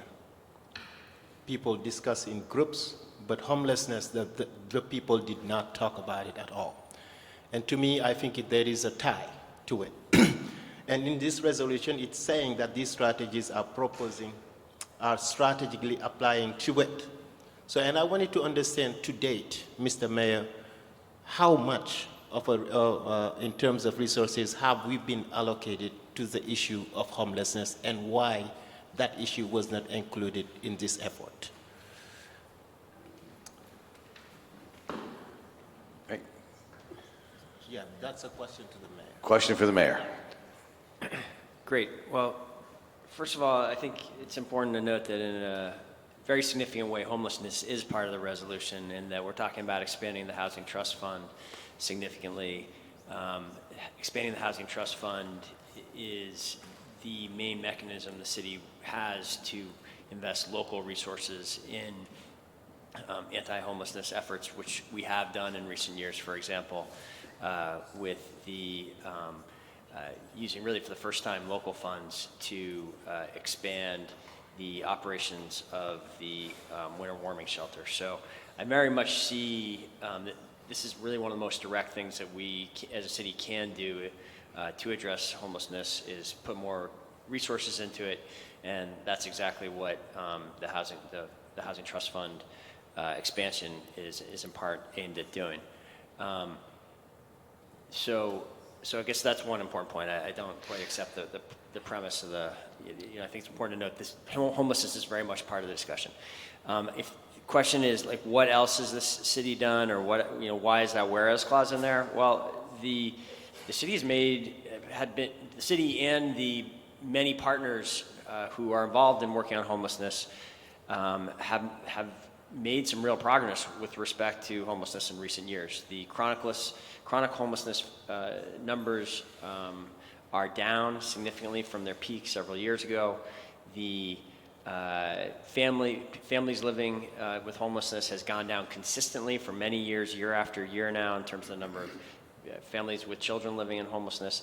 This progress has resulted from specific policy changes that the city has either led or supported or been a part of, notably the Housing First model, which was a real shift in the way the very substantial amount of local and state resources and federal resources that we have to combat homelessness, the way that they are addressed, the way they are prioritized, has had a big impact on that. Final point, the other, I think, major change to the landscape, and the reason why that whereas clause is in there, is that for 5 years in a row now, we have had a winter warming shelter. That was something the community had not moved forward with until 5 years ago. This council and the administration came together to support moving in that direction. That's been a very critical change that I think has saved lives, and which the city is actively for several years now worked to expand and work to create some sort of low barrier option during the warm weather months. So I hope that addresses what Councilor Jang is driving at. Not really, but it's okay. I think we can continue to explore ways that we can reduce homelessness. And I think to your report, it seems that what have been reported in this community is actually chronic homelessness is on the rise, while homelessness is going down. I think it's important to make that distinction. But I wanted to also just really say to the member of the community that, like many of you, all that we have been receiving in terms of communication is the City Council is going to make these recommendations and today. And I think Megan outlined it clearly that this is just the second step. And I think the first step went incredibly well. This room was packed of people, the community members who came here, divided in groups, and then that led to this resolution. But still, we are now in the phase of refining it and also to bring real concrete proposal, and that will allow us to move forward. And I think since Brian Pine, Councilor Brian Pine was the director of CEDO around housing, the issue has been here. I want to salute this effort because it is going to move us to the next step. Thank you all, and thank you especially Chief Mason and Mayor's Chief of Staff, communication person, for being very diligent in reaching out to us, in making sure that what we want to see, I think it was well thought. This is something that I'm very proud to support. Thank you. Thank you, Councilor Jang. Councilor Tracy, then Freeman and Pine. Thank you, President Wright. Appreciate it. And I am I definitely share a lot of the concerns that have been raised about these, and I look at this as sort of a first step in terms of considering a number of these issues. But a couple things that stand out to me are specifically around the parking minimums and really wanting to see a trade-off, because there is a real savings on the part of developers when you don't require them to build in parking. That's really recognized in a lot of the documentation that we've heard, and so I would like to see us consider balancing that out with some sort of something to really incentivize and create the funds to help us to essentially drive that forward. So that's something that I think needs more consideration and more balance as far as this ordinance goes. On the accessory dwelling units, I really agree with the concern that's been echoed specifically around the conversion of entire units. I certainly hear the folks who are saying that, you know, they need to rent out a room in their house on a short-term basis in order to stay in their house. But the conversion of entire units, and in fact multiple units within buildings, has a really detrimental impact on affordable housing stock and just on neighborhood fabric. So I think that we need to put more pressure on short-term rentals when it comes to those entire unit conversions. And then finally, and this comes more in the line of a question which has to do with the last point, which has to deal with the Housing Trust Fund, which is that Burlington residents in a town meeting day referendum several years ago very strongly supported looking specifically at progressive forms of taxation to increase the housing trust fund. So what I'm wondering, and perhaps the mayor can answer this, perhaps Megan can answer this, is if you can answer the degree to which the tax that is being contemplated to be sent to the Charter Change Committee would in fact be a progressive form of taxation, meaning that wealthier folks would pay more, and if so, how it actually does that. And then also, in addition to that, what other forms of progressive taxation were looked at before this particular choice was made? Mr. Mayor, did you want to respond to that, or Megan, whoever?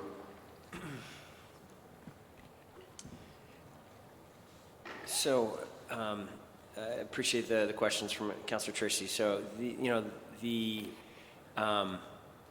I've understood the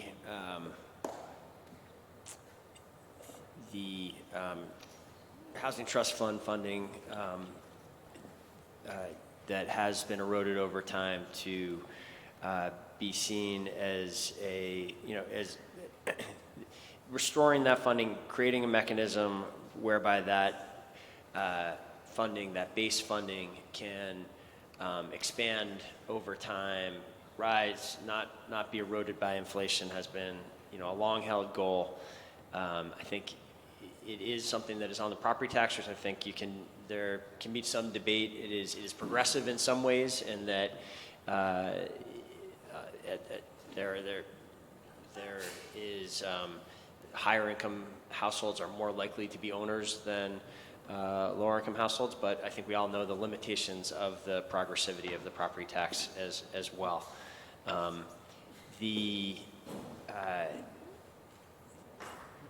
However, this has been something that has been a long-held goal, I think, of the community to increase this base level as being something that should be part of our property tax structure.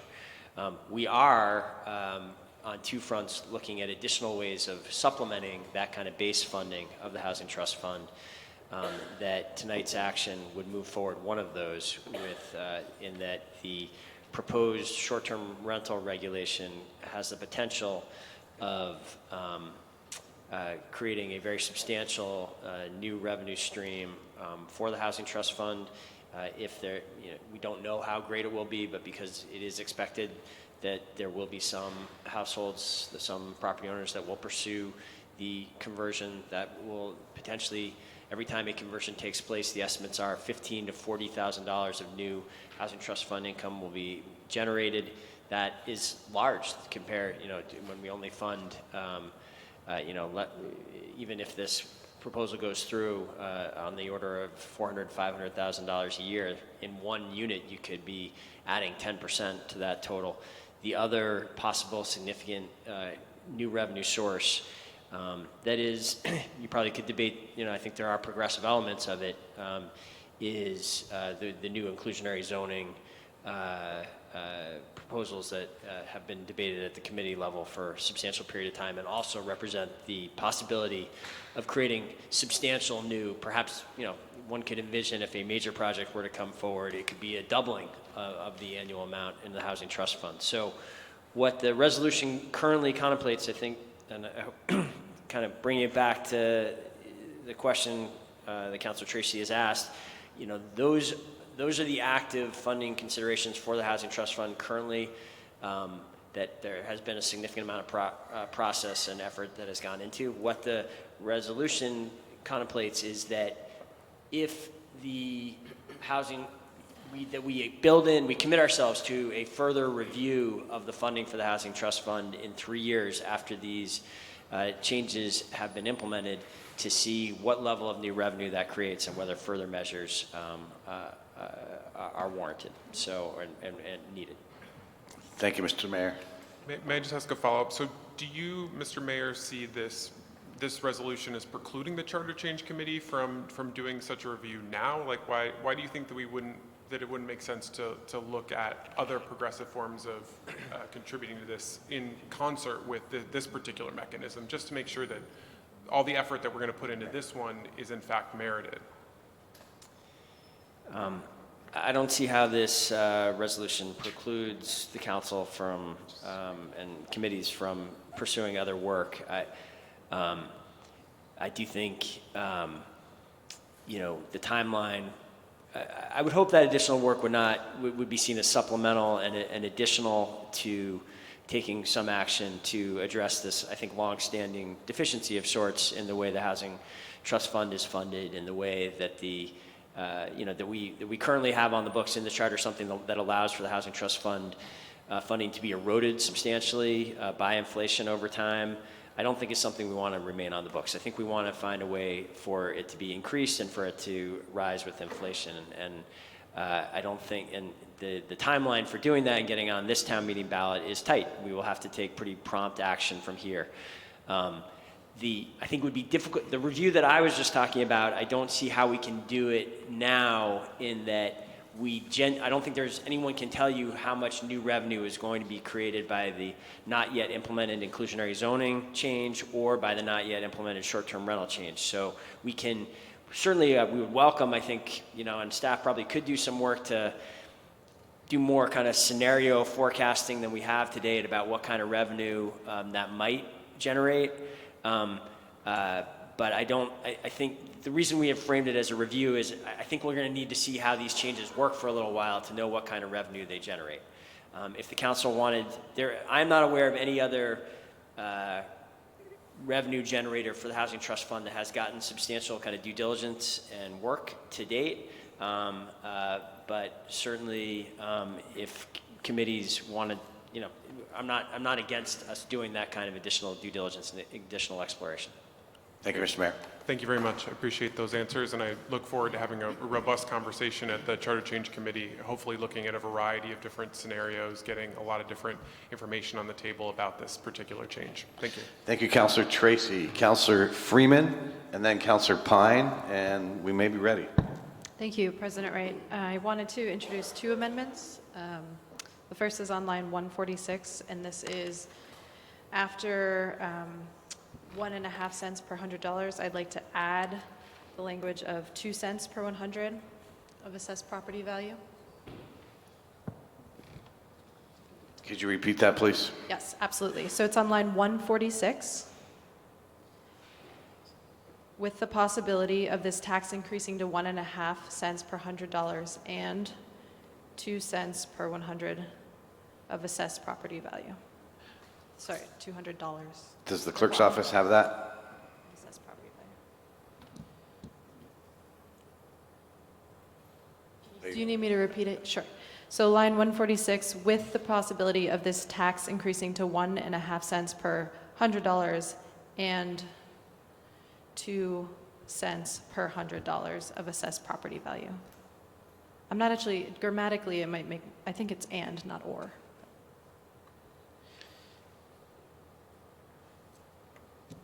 But essentially I'd like to add the value of looking at both values, the possibility of increasing to half cent per $100, 1.5, sorry, or 2. So, and 2 cents Okay. per $100. Is there a second to that motion amendment? Councillor Pine seconds.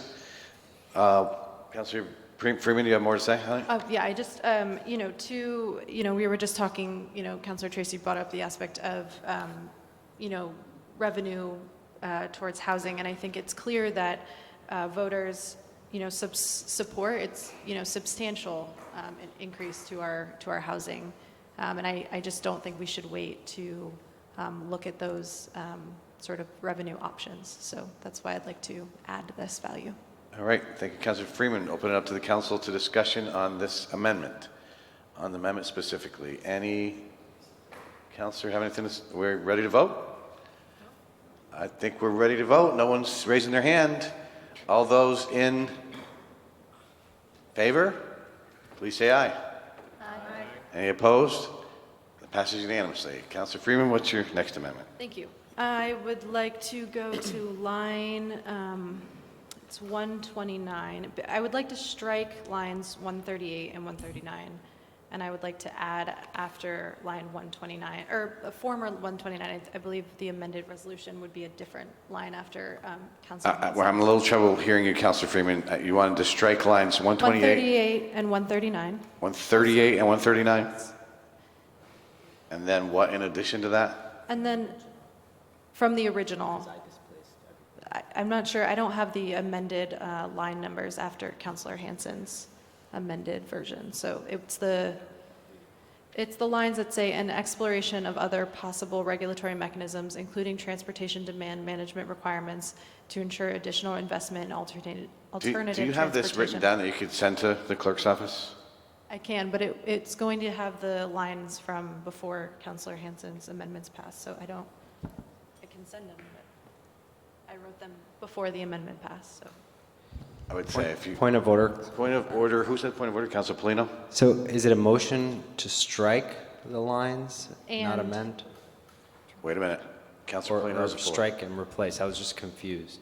That's more of a point of information. So point of information is you are moving to strike those lines and add another line in place of those two? Yes. And could you repeat the words that you are looking to add to the resolution, please? So I want to add after the amendment that Councillor Hansen just made after line 129 point D, I'd like to add after that a final point, which would be, and I have the language here, creating a transportation demand management requirement to ensure additional investment in alternative transportation. Do you need me to say it again? Did the clerk's... No. Please say it again. Did you send it to the clerk's office? This is why we get in trouble when we have these done on the floor, but... I know, I'm sorry. Yes, I can send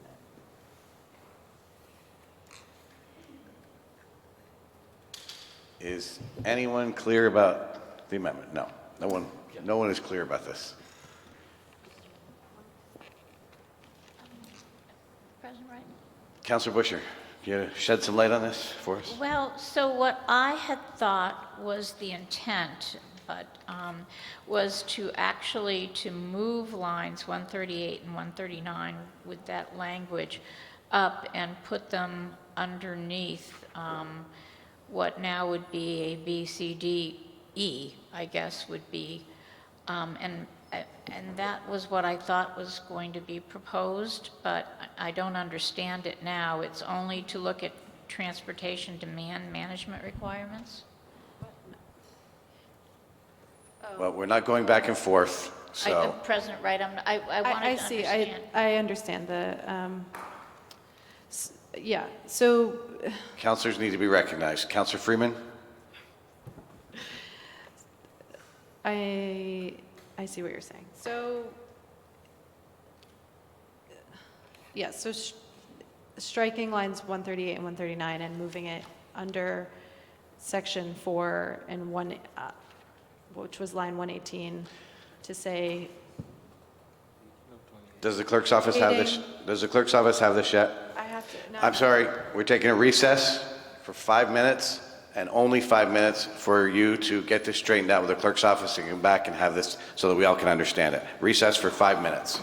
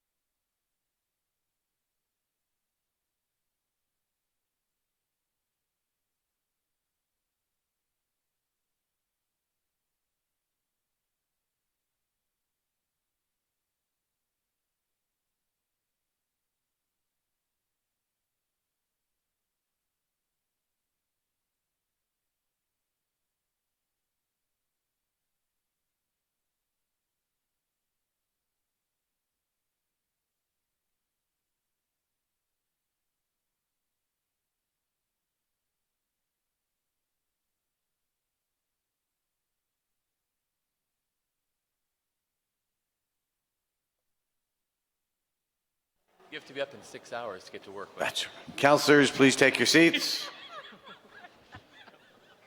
Nice. No problem. Okay.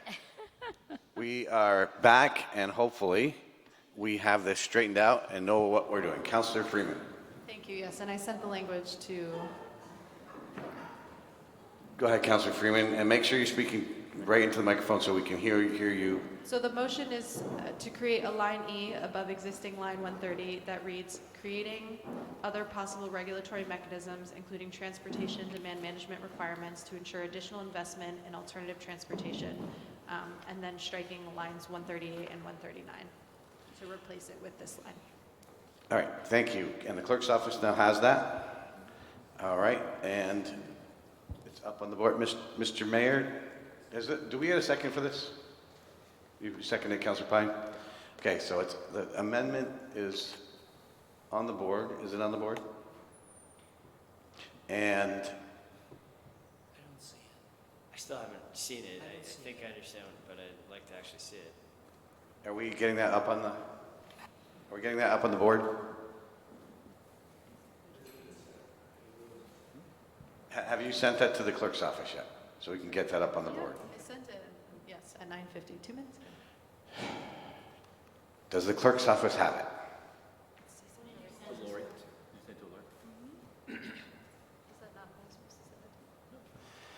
This is what should have been taken care of during the recess.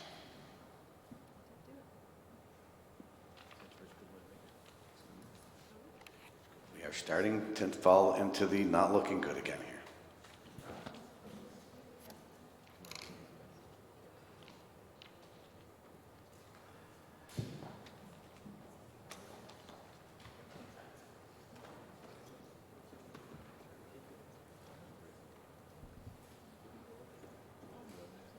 Point of information.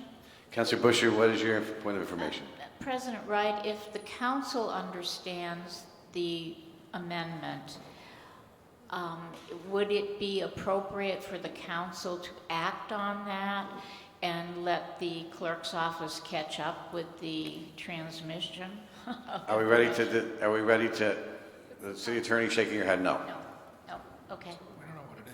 No, the minute taker has to be clear on what the motion is. Okay, understood. One more time, and if we don't have this, then we're going to have to take another recess. This is ridiculous. Do you have it? It's on the board. Okay, it's on the board now. I can't read that. I can't write. So, President Ray, I think Have you got I can it? speak to this now. Yeah. So, Okay, Mr. Mayor, remarks by the mayor on this amendment. I appreciate the opportunity to speak to this because what is being proposed here is something that quite a bit of staff time and analysis has gone into. The transportation demand management plans are something that can be very helpful tools for new development, and in general, the city is supportive of in many situations when they are done. Unfortunately, it is not such a simple thing simply to require them as this amendment suggests. After substantial time with the regulatory, the people that are responsible in the Planning and Zoning Office, responsible for enforcing regulations, no good way of achieving no way that has been found that the Planning and Zoning Office, well, now the Zoning Office, or I guess both the two offices, see a good way to implement this. There are concerns, there are just concerns about how we would actually attempt to do it and what the impacts would be and whether it would be creating a major new tool by which opponents of any development could simply stop any project. So we are not recommending this at this time. After significant conversations with Councillor Hansen, what is in this resolution now is a commitment by the administration to spend between now and the end of the year to see if there is anything else than what is already contemplated here. And let's be really clear, because there was some suggestion, I think maybe confusion or suggestion to the contrary earlier. What is proposed in this resolution is that as we are, at the same time that we are removing parking minimums from our regulatory effort, we would also be starting the lengthy statutory process necessary to put in place a new alternative transportation impact fee. That process in this resolution is projected to conclude by October of next year. That is the clearest way that we have seen to ensure that what several councilors have expressed wanting to have, which is to have, at the same time we are getting rid of parking minimums, we are moving forward with alternative transportation. That's the clearest way we can see to achieve that goal. It may be that there's other ways to support that goal as well. We've committed over the next 90 days to do some work and bring back a report on that and whether anything can be added here. I think it's important that we go in that direction as opposed to put this new requirement in place, which we don't see any good way of implementing at the current time. Thank you, Mr. Mayor. Councilor Tracy? I'd just like to see this example weighed in the committee work. I see this as the beginning of that process, so I would like to see us put this on the table and hear more about those reasons, because we have, as a council, have not been privy to the conversations that you've been having in the administration, Mr. Mayor, so I think it would be helpful for us to understand the challenges exactly to that, because I don't know those challenges, so I would like to at least have that conversation before deciding, in fact, that your way is the best way. That's it. Thank you, Councilor Tracy. Are we ready for the vote? Councilor Hanson? Thanks. Yeah, I think this is an important discussion. I'm really glad that we're pushing on it. I do support this. I think this is a way to ensure that we're looking at it more seriously. I obviously put it in initially and supported it in that sense, but this is another way to potentially make it more concrete. But I do think it's necessary, and communities that have required developers to implement transportation demand management have certainly seen the results of that, and employers that have transportation demand management plans have been able to really pretty dramatically decrease the number of folks commuting by single occupancy vehicles. So I think it's a proven tool. I would be curious to hear more about why it seems like it might not work here, because I think from what I've seen so far, it's a pretty well-proven tool. Okay, thank you, Councilor Hanson. Councilor Roof, then Councilor Mason. Were you in the queue? I want to go to councilors that haven't spoken yet. Councilor Roof? Yeah, I sort of agree with Councilor Tracy to the degree that there seems to be a conversation or information that's been pulled together that some have been shared with some, but not all. And I think that whether it's in this resolution or not, it's going to be talked about at committee, because a non-trivial amount of councilors around the table want to talk about it, and there's nothing that precludes us from having that conversation. This is a handoff from the executive branch to the legislative branch. We're not contained so much as maybe some readers of this resolution could would think. I think, I'm not sure that this amendment is necessary to have the conversation, so I'm going to, regardless of the outcome of this, request the administration to send all that information that you pulled together to the committee, the relevant committee, so that we can look at this and kind of have that contemplation then. I think also there's almost an effort here to like stipulate an outcome, and we've already gone through the conversation that that's not what we're really doing here. So I see this as really either or. I think this is a conversation that we can have in committee. I understand the point, and I'm actually interested in learning more about it and thinking about it, but I think with that, I'll vote no, and let's get the information to committee. Thanks. Thank you, Councilor Roof. Councilor Mason? Thank you, President Wright. I too will be voting no for, we've put forth a very aggressive time frame in terms of a report back. I'm a little confused, about the need to, given the complexity of this issue, just based on this conversation, to introduce that in and require a report back when, as drafted, there's already a report coming back January 1st. So I'm not understanding why the yank that has to be passed today. I think I agree, and there's nothing that precludes, based on the report back in January, us from continuing the conversation just because this joint committee happened to have completed its work. Thank you. Thank you, Councilor Mason. Councilor Freeman. Yeah, I'm surprised to hear the aspect about the regulatory framework. I mean, if there's a regulatory framework to require parking, it doesn't seem like a stretch that there would be a regulatory framework to have the TDM. So that, I guess, is just really surprising to me and doesn't really pan out, but I'm interested in more information about that. And regards to it stipulating an outcome, I mean, the prior language here is so clear about eliminating the minimum number of parking spaces, which is a pretty substantial stipulation. So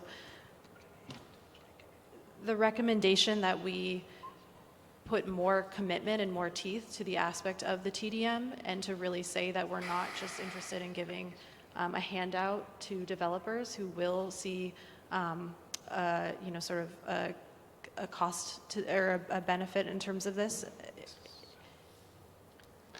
It really strengthens the language, and I don't think it's satisfactory to leave it as an exploratory. I mean, under that argument, we should make all the recommendations in this exploratory, and what are we really committed to?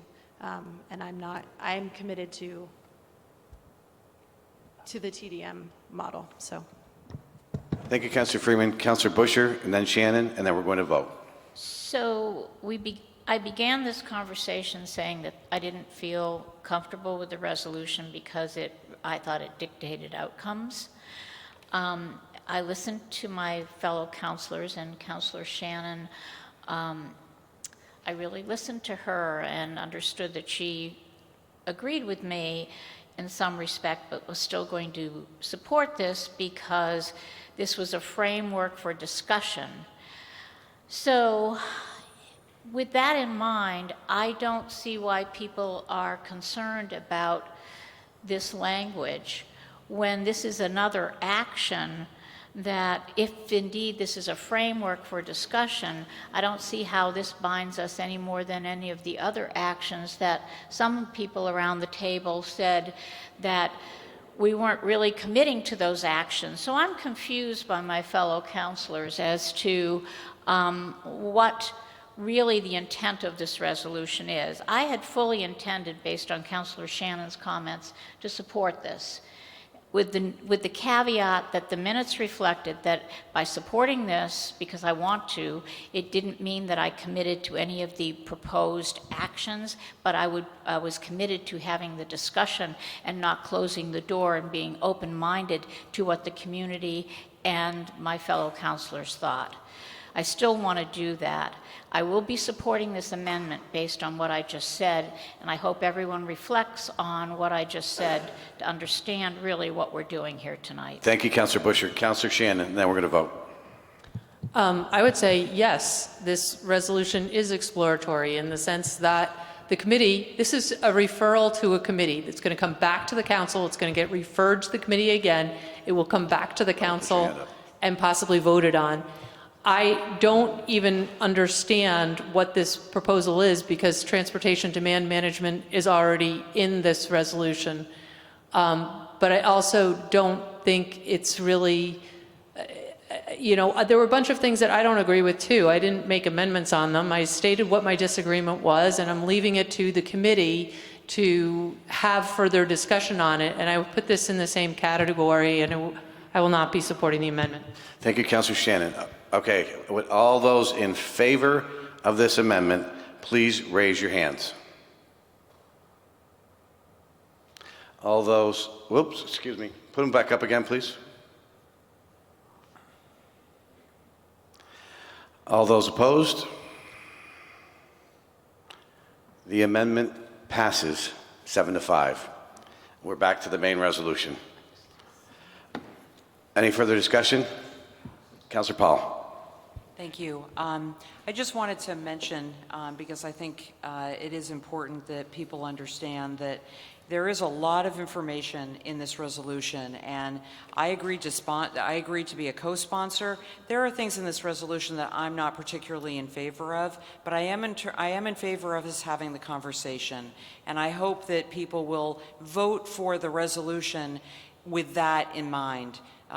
So that we move forward, and we, as everyone has said, we'll have plenty of time to come back to this and debate the specifics of what each of these committees comes back with. Thanks very much. Thank you, Councillor Paul. Anyone else? Councillor Hanson. Councillor Pine. Who else? Thanks. Put your hands up. I want to see who wants to speak right now. Get in the queue, because I'm closing it down here in a minute. Councillor Pine, Councillor Freeman, anybody else? Okay. It's quick. It's still on the parking. I just wanted to get clarity on the language here in terms of what zones we're talking about. Just the language is within the downtown neighborhood activity center and neighborhood mixed-use zoning districts. So those are the districts.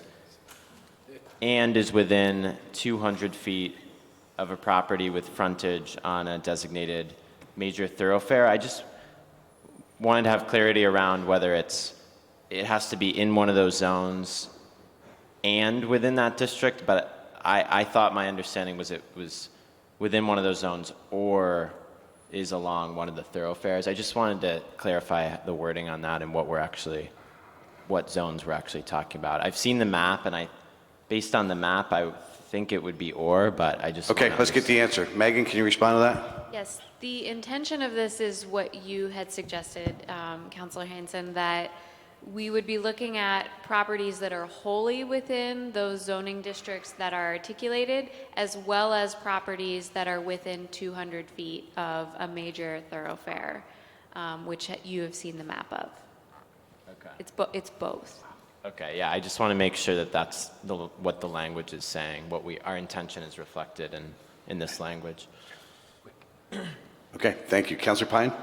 Thank you, Mr. President. Real quick, the three broad goals for the city for pretty much 3 decades have been production of new housing, protection of our vulnerable residents, and preservation of our existing housing stock. We always call it the 3 Ps. I just want to point out that this resolution and the work we're doing here tonight is critical for our community to advance the housing needs of all segments of our community. We hope to leave no one behind here.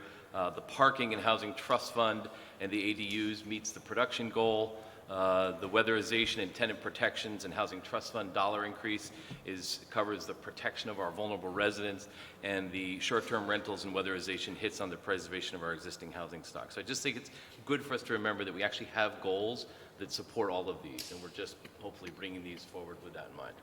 Thank you, Councilor Pine. Ready to vote? All those in favor of the resolution as amended, please say aye. Aye. Any opposed? That passes unanimously. And in the future, please, if you do have amendments, that's particularly if they are confusing and not clear, get them in ahead of time and get them to the clerk's office. Item number 5.06 is a resolution regarding city and reinvestment in Burlington Telecom. Councilor Busher. Yes, I'd like to move to waive the reading and adopt the resolution, and after a second, I'd like the floor back. Moved by Councilor Busher, seconded by Councilor Hanson. Councilor Busher, you have the floor back. Thank you. As the council knows, we are about to embark on the second phase of the sale of Burlington Telecom to decide how we are going to deal with the proceeds from that sale.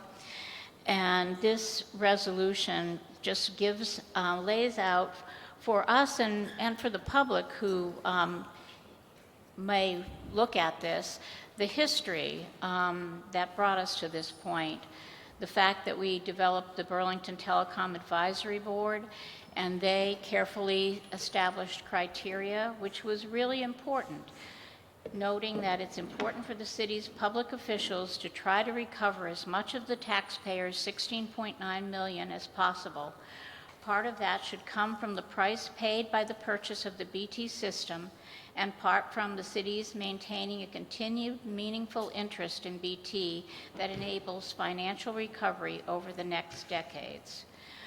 So now we come down to, that was stated in 2015 and 16, we come down to 2017, where once again, we have now identified a buyer. Gotcha. And we have stated in the agreement, in the purchase agreement, that we want to enter into a membership interest purchase agreement to purchase up to 33% of the voting membership interests of the buyer, and the right to appoint a board member to the board of managers of the buyer, provided the city elects to purchase at least 7.5%. Once again, that is stated there. Now you come to the city then talking about, now we've made these statements, and do we want to decide, do we want to take a carried interest or not? We had a work session in January of 2018, and in February of 2018, we adopted a city council resolution on pursuing membership interest purchase agreement. So now, at this juncture, that sale went through, and we have the sale closed on March 12th, 2019, and we have until March 11th, 2020 to negotiate and enter into such an agreement. And so this resolution lays out the history in a little more detail than I did, and then says, as we move forward, and the administration has already scheduled a meeting to have some of this happen, that we'd like to make sure that we are looking at soliciting an investment proposal from Champlain Broadband that identifies detailed projections of revenue, costs, and capital investment in an updated 10-year financial pro forma, assessing from Champlain Broadband and others the market opportunities and competitive landscape in Burlington and Chittenden County, projecting the range of possible financial returns to the city from different levels of investment in BT, the purchase of a 7.5% interest up to possible 33% interest, through a redemption process, a dividend option, or other possible strategies, and exploring the specific ways the city should manage the possible downside risks while still benefiting from the investment. I think that this is really important information that we will need in order to make a good choice. I know we're not of all one mind, but I hope we are of all one mind of what information we all would like to have as we move forward to help us make the right decision. I know that there is an amendment, and I'm supportive of the amendment and would have incorporated it into the resolution if I'd had it in a more reasonable time. And actually, Councillor Busher, you are moving as it is the revised resolution with a small change. Yes, if you could, yes. if you could let the council know what that was. Oh, certainly. The original resolution, so the revision comes on, lines 60 and 61. Originally, it said either through the redemption process or other possible exit strategies. And so that was modified and revised to say through a redemption process, a dividend option, or other possible strategies. Thank you, Councillor Busher. I'm going to recognize Councillor Mason now. Thank you, President Wright. I'd like to make an amendment along the lines of what's on board docs. So the specific amendment is deleting "and" from line 61, adding line "and" at the end of line 64, and then adding in the following resolve clause, exploring other uses of the sale proceeds in the event the City Council elects not to reinvest any portion in Champlain Broadband, and then ask for the floor back briefly if there's a second. Seconded by Councillor Polino. Councillor Mason. Thank you, President Wright. So this merely recognizes, I appreciate the efforts of the sponsors to put a process, which I believe is already underway, in terms of getting us diligence relating to the potential investment. This just seeks to recognize that there is the possibility. It's an optional rollover, so this council could elect not to roll over all or a portion of it, and it's merely recognizing that fact. And again, I believe that work is already underway in terms of potential uses of those funds, and we will be getting a report on that in the not-too-distant future. Thank you. And as Councillor Busher said, both sponsors are fine with the amendment. Councillor Shannon on the amendment. On the... Never mind, I'll wait till the... Only on the amendment. Any discussion on the amendment? All those in favor of passing the amendment as proposed by Councillor Mason, please say aye. Aye. Any opposed? Councillor Jang opposes. Clerk's office, Councillor Jang opposes. The vote's 11-1 in favor. Councillor Shannon? Thank you.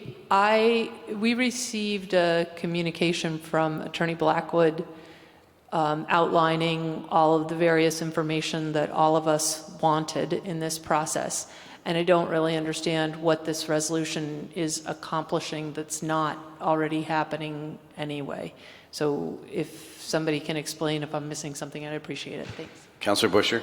So, yes, I can try to explain. I met with the mayor and over the summer and have been talking about BT and wanted to make sure that our process was all inclusive. The last meeting I had with him, he assured me that, you know, there was a meeting scheduled in November and that the process would be inclusive. The resolution was in the works before the city attorney sent out the information.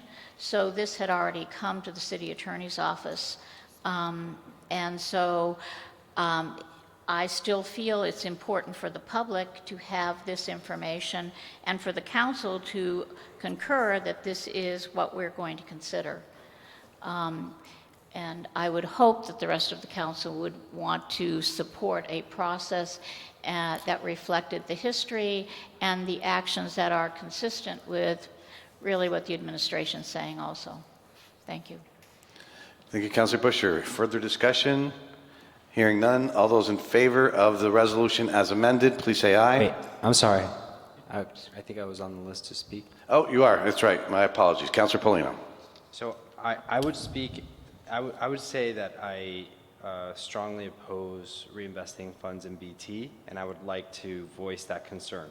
I think that when I read words like, you know, require careful examination of an investment opportunity in a company that we've already lost $16 million in, I have a strong objection to that. And I think the question we should all ask ourselves is, you know, would we invest $4,000 of our own money in this company as individuals? Why would we spend a significant taxpayer dollars, at this point $6.5 million in this company is the money that we have left to spend. We have other more safe investments and opportunities, capital improvements that could be done. And I think that we should vote against this resolution for the simple fact that it's designed to incentivize this track of, you know, as I hear the words reflected, a process that reflects the history. And I think that we have chosen to sever ties, and there's good reason for that. And I don't think that the public wants us to be engaging in this path, and I think it's a mistake. Thank you, Councillor Polino. I'm going to pass the gavel to Councillor Mason. Councillor Wright. Thank you, Acting President Mason. So this resolution is an attempt to get all of the information to the council in regards to this issue. There is no reason why we should oppose getting as much information as possible. I don't know where I would come down at the end of this. I'm open to, it could go either way. But we should want to find out. I think we would be negligent in not finding out all the information that we can get, including information about dividends. That may not be the right answer at the end, but let me tell you, in regard to the 16.9 million, if we found out that this company was really going to take off and that we were able to actually make significant money or dividends, I think that the voters would actually want to know that and know that there might be a possibility they actually could get more of their money back than the $6 or $7 million that we're talking about now. Now that might not be the way it works out at the end of the day, but why would we not want to get that information? And I think taxpayers would want us to get that information and find out whether there is a way to get more money back for them than they're currently getting. Bottom line is, let's get all the information, let's accumulate all the information and make a decision based on all the facts. Thank you. Councillor Jang. Thank you, Acting President. I do think, you know, based with Councillor Polino, we need to just get out of this deal and just move forward. And I think most importantly, when the mayor of Burlington told us here in front of everybody that we will not raise the taxes because we will use the revenue in order to do other things with it. Telecommunication is changing. I think we need to cash out all of these efforts. I think we need to move away from it. and just cash out and then move forward. If there are other opportunities for that money to bring investment, to bring our $17 million back, but not through the same company, I think we need to explore that. That's the reason as to why I'm voting no to amendments and to the resolution as well. Thank you. Councilor Shannon.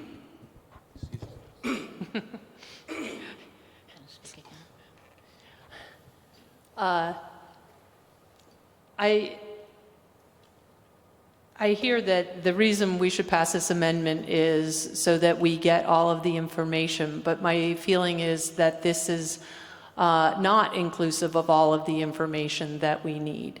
And it's not necessarily going to give us a lot of information about, if we could get a whole lot more money back in return. There's certainly the possibility we could get a whole lot more money back in return if we bought lotto tickets. But that comes with risk, as does this. And I think that there's already a process in place where we are going to be getting the information requested here and a lot of other information, I hope, including information that I have requested that isn't included here. And for that reason, I'm going to be voting no. Thank you, Councilor. Sorry. Any other councilor wish to speak at this time? Seeing no one, we will go to a vote. Councilor Busher, my apologies, you were in the queue. Councilor Busher. So, for those who weren't here through the whole process, I can understand your hesitation.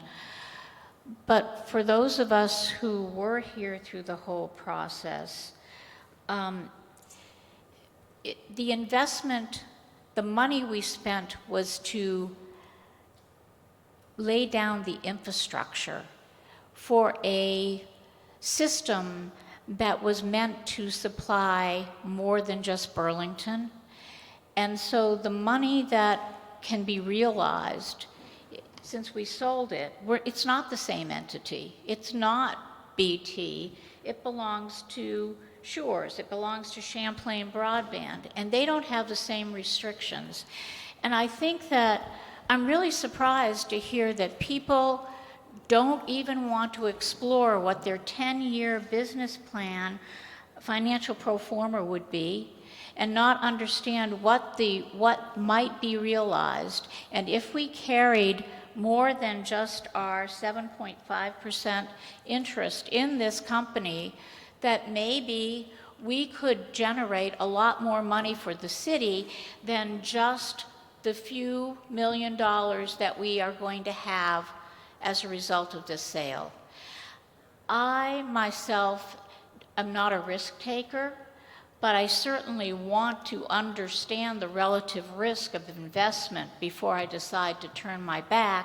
This city has already invested some of our money to draw interest. They've made some choices already.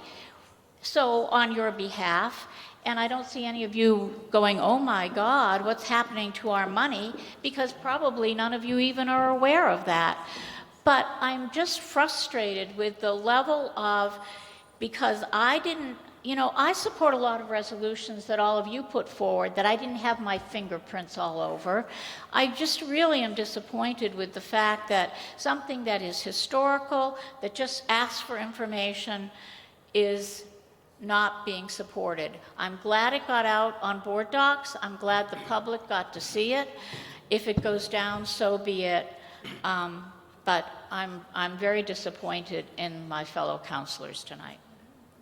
Councilor Zhang, followed by Councilor Wright. Yes, I just wanted to clarify also that there is nothing wrong about this resolution. It is well written, it is very smart, and chronologically, it is accurate. It is accurate. But we all, I think, sometimes we need to go with our principles, what we think. And I think we need to also go back again, how we voted about this issue personally. And each one of us, we have hold something dear inside us because of this issue, how it plays out. But this is the most beautiful resolution that I ever read, because it's beautiful. It's well written. But it is just that, to me, it's not because who brought it or anything, but it is just This has always been my point, that we need to cash out, and that's the only reason as to why we don't need to explore anything else. And I'm very sorry. Thank you. Councillor Wright, followed by Councillor Paul, then Councillor Freeman. And Thank you. Thank you, Acting President Mason. I'm just going to make this point one more time. We still can cash out after we've accumulated all the information that we ought to be looking at.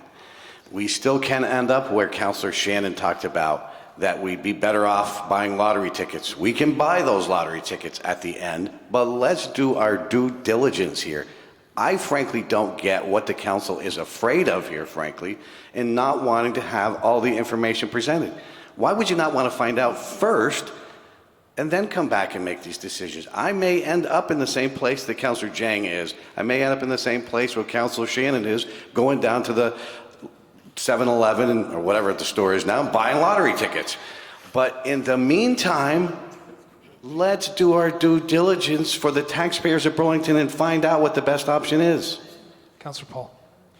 Thank you.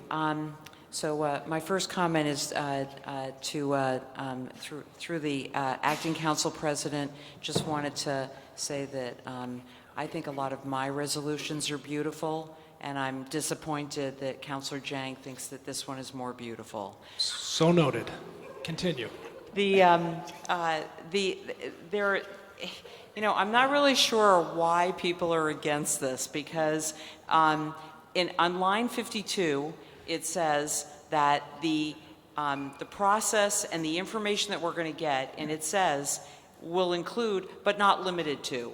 So if anybody wants any more information, they can get it. So if people are concerned that there are things that they want that aren't in here, that's not a reason to vote against this, because it does include all of those things, whatever it is that you want. The second is that due to Councillor Mason's amendment, we are going to explore other uses of the sale proceeds. So we're going to explore the uses of it towards potentially making a further investment in the new Burlington Telecom, and we're going to explore the other side of it. So I'm not really sure why people wouldn't want to support this. I will be voting in favor of it, and thank you. Councillor Freeman. I just wanted to speak, I will be supporting this resolution, and I hope that, I think the interest in having information, having open access to information is a principle that I feel strongly about, and so I really heard and am hearing what Councillor Bashir is getting at, and I just I want us to stick to that as a council. I might not support, given this information, this pathway, but it's really hard to make decisions in a vacuum, and I've come to the council and asked for information on a lot of different policy, ideas, and I really hope that we can support access to information as a body. So I will be supporting this. Thank you. Any other councillor? So can I look to Eileen? I want to correct one point on the record. There's continued reference about us cashing out. We have cashed out. We do not, I just want for the public and this council body to understand, we do not have an ownership interest. We have cash. The question is whether we reinvest into the surviving entity.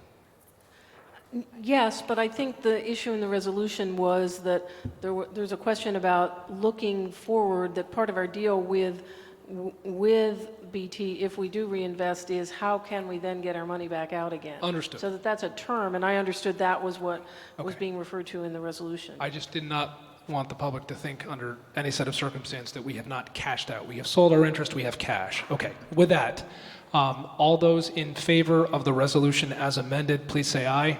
Aye. All those opposed, raise your hand, please. So let's do that again. Sorry, hands down. All those in favor of the resolution, please raise your hand. Thank you. All those opposed to the resolution? Oh, I'm sorry. I voted the wrong one. Third time the charm. All those voting yes, please raise your hand. Thank you. All those opposed voting no, please raise your hand. 1, 2, 3. The vote passes 9-3. Back to you, President. I'm going to turn it over. Yes, Kurt, you can handle this one. Go ahead. Thank you, Acting President Mason. And we have reached the 10:30 time, and we need a motion to suspend rules. Councillor Shannon? I move to suspend the rules to complete our deliberative agenda items through 6.09. Motion has been made by Councillor Shannon to complete the deliberative agenda only. Is there a second to that motion? Second. Second by Councillor Pine. All those in favor of suspending the rules to complete the deliberative agenda only, please say aye. Aye. Any opposed? That passes unanimously, and we will go back to the deliberative agenda now, which is Resolution 5.07, expanding voting rights to municipal elections. Councillor Roof. Thank you, President Wright. I will not going to wax on and on, but I would like to introduce 6.07, excuse me, which is a resolution related to expanding voter rights in our local municipal elections. A main goal of the city's diversity and equity. What's that? Oh, yeah, I need a second before I. Motion has been made by Councillor Roof and seconded by Councillor Paul. You have the floor, Councillor Roof. A main goal of the city's diversity and equity strategic plan from 2014 is to create a more inclusive and engaged community, which is critical because we know that broad participation in the democratic process strengthens the entirety of any community. The plan speaks to this value in saying the following: meaningful community engagement deepens innovative silo-busting partnerships by connecting the concerns of communities to the decisions on allocating local and regional investment dollars. It goes on in saying engagement brings meaning and relevance to sustainability goals across a broader spectrum of players, which will lead to a shared vision of a prosperous future. While these words are important, it's also important to recognize that in order to make progress, we need to take action. And while considering this action, we can look to a later section of the plan that speaks about challenges to our community engagement. And it says, as of 2014, and I quote, 7.5% or over 3,000 Burlington residents are ineligible to vote in local elections due to their status as refugees not eligible for U.S. citizenship. In addition to actions such as extending the time period for early voting or investing in voter education, opening up the opportunity to vote on local issues to more Burlington residents is a viable way to lower barriers to our democratic process, and I believe there is a way to accomplish this expansion of voter rights while remaining in line with the rule of law and in line with stated values as set forth in the Diversity and Equity Plan. I want to also note that this is a complex issue as it intersects with dynamics related to constitutional law, international human rights standards, immigration law, Supreme Court rulings, state rights, as well as complexities in administering our elections here with city staff. To close, I'll add that my intent in moving this forward tonight is to keep alive Burlington's conversation about expanding voter rights and promoting local participation, while also recognizing that other Vermont communities are discussing this as well. And to that point, the state legislature will likely be taking up this topic next session, and it's my hope that Burlington can be at the table while they do so. It will be 5 years since the last time our community had this discussion at the ballot, and I think that it's an appropriate time to go back to the public with this question. Thank you. Thank you, Councillor Roof. Councillor Polino. Thank you, President Wright. I'd like to thank Councilor Roof for bringing this issue forward that I feel very personally attached to, and I'd like to speak on it for a moment. I think that this resolution, and actually I also want to thank the media for drawing attention to his resolution and the issues that are being discussed as a result of this resolution being brought forward. It's a great conversation to be having right now, and I think I'll speak to that. So I think this resolution brings more people to the table. When you read the Vermont Constitution, it uses the words qualified to vote, and I think those words have meant different things throughout time. And as we progress and move forward, we are redefining what that means. And on September 27th, our mayor denounced the Trump administration's drawdown of the refugee resettlement program from 110,000 in 2016 to 18,000. We depend on that program. In Burlington, that's a reduction of 29% in the last 3 years. Every day we read about other ways the Trump administration has worked to discourage and slow down legal immigration. I am myself the product of legal immigration. I came here because my mother married a U.S. citizen. I often think about my life, what it would be like if I had remained in a third world country. This resolution is about equality. It's about bringing more people to the table and exploring ways of allowing legal permanent residents and others who pay taxes here, who live here, to come to public forum, to put a sign in their yard, to engage in a political party, and to hold us accountable. I hope the council supports this resolution. Thank you, Councilor Polino. Councilor Shannon. 5 years doesn't really seem like that long a time to take up an issue that was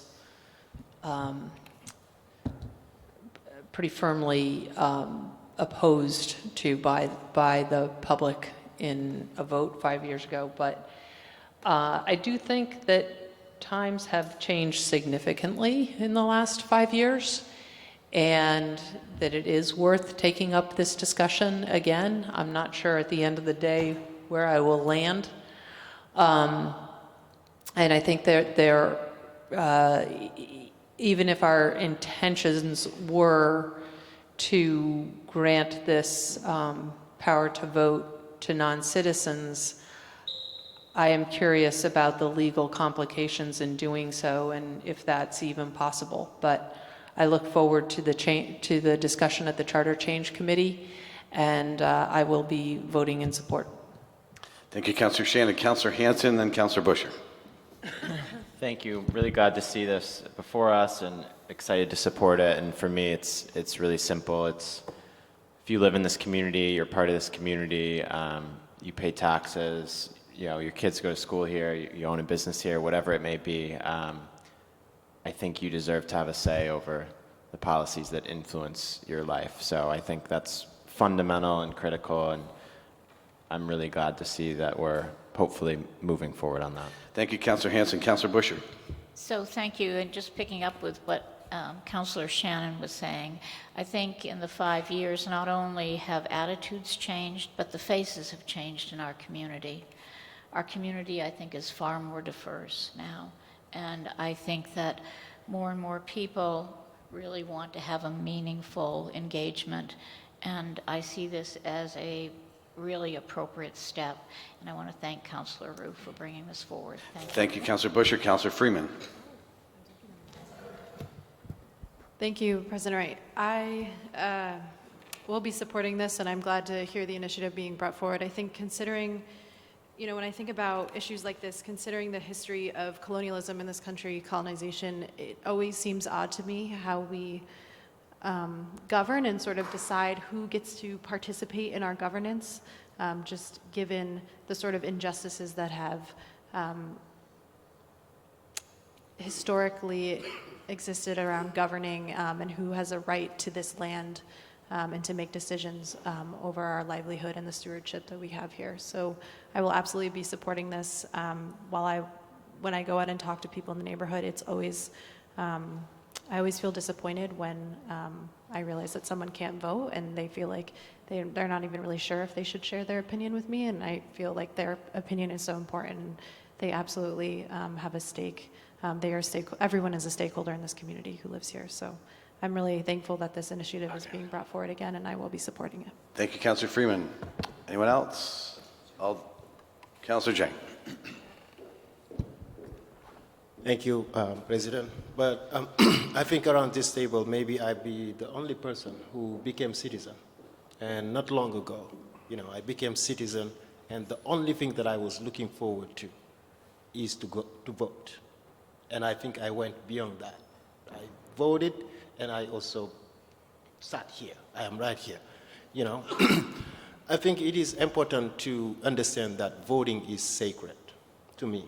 It is sacred because you have a voice, you're part of this community, and sometimes most people, they want to hold both sides. They want to be French people, they want to be American, but here, I think we are talking about giving a person, when you become a citizen, this is your right. And your right is not you vote only for something, and you cannot vote for the rest. You have to vote, you vote for everything. You give away, you take a pledge. You want to become a citizen of this country, you can die for this country, right? But if you are in this community, you go to another community, it might be something else. To me, this is what I do for work. I work directly with immigrants. I work directly with refugees. And to tell you the truth, most of them are citizens, but they do not vote. They do not show up to vote. I think that's where the focus needs to be. This guy in front of us told us 40,000 people, not even 8,000 people only show up to vote. Where is the rest? What are we doing for that? I think that's the most important and critical part. That's one. And the second thing, God bless you, the second thing is there is a bill in the state of Vermont, S110, very specific, and the governor, when did this pass in Montpelier, he made it clear. This is in contradiction with that bill, because we should not hold different information about the community members we live with. We have one list. You all registered voters, you qualify to vote, you show up and vote. But when you come, it's going to be like an apartheid. Those who are not citizens, you vote, you go there. Those who are citizens, go this way. It's a divisive. I became citizen, voting is sacred, and let's help people pathway to citizenship. If you become citizen, let's educate them to their right to show up and vote. I am not, and the third part, what I heard is this was defeated by Burlingtonian. Times change, yes, that's true. Times do change, but I think the critical foundation of our democracy, we need to strengthen it. We need to make sure that people get involved, engage, and we move forward. The fourth part is this resolution also is in contradiction of our way of doing democracy. People who are eligible to vote, the council refuse to give them that right around citizens, around local issues. And now we want to bring those, the number you're talking about, I'm pretty sure is no longer accurate. There is not over 3,000 people here who are not citizens.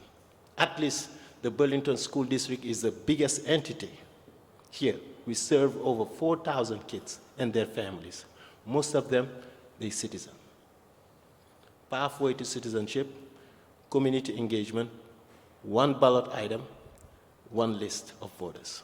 I'm not voting for this. Thank you. Thank you, Councillor Jang. Councillor Pine. Mr. President, I wasn't going to speak, but now I'm motivated to speak. But I think around this table, there's a few of us who came here to go to the University of Vermont. Just a quick, I think there's a few. When I was a student at UVM, there was a debate about whether students should actually have the right to vote. Believe it or not, this council, through the Board of Voter Registration, said students, unless they can prove they live here, should not be voting in local elections. Took it all the way to the Vermont Supreme Court, and it was a friend of mine at UVM who fought that and won the right for students to continue to vote, even if their parents were sending the tuition checks from outside of Vermont.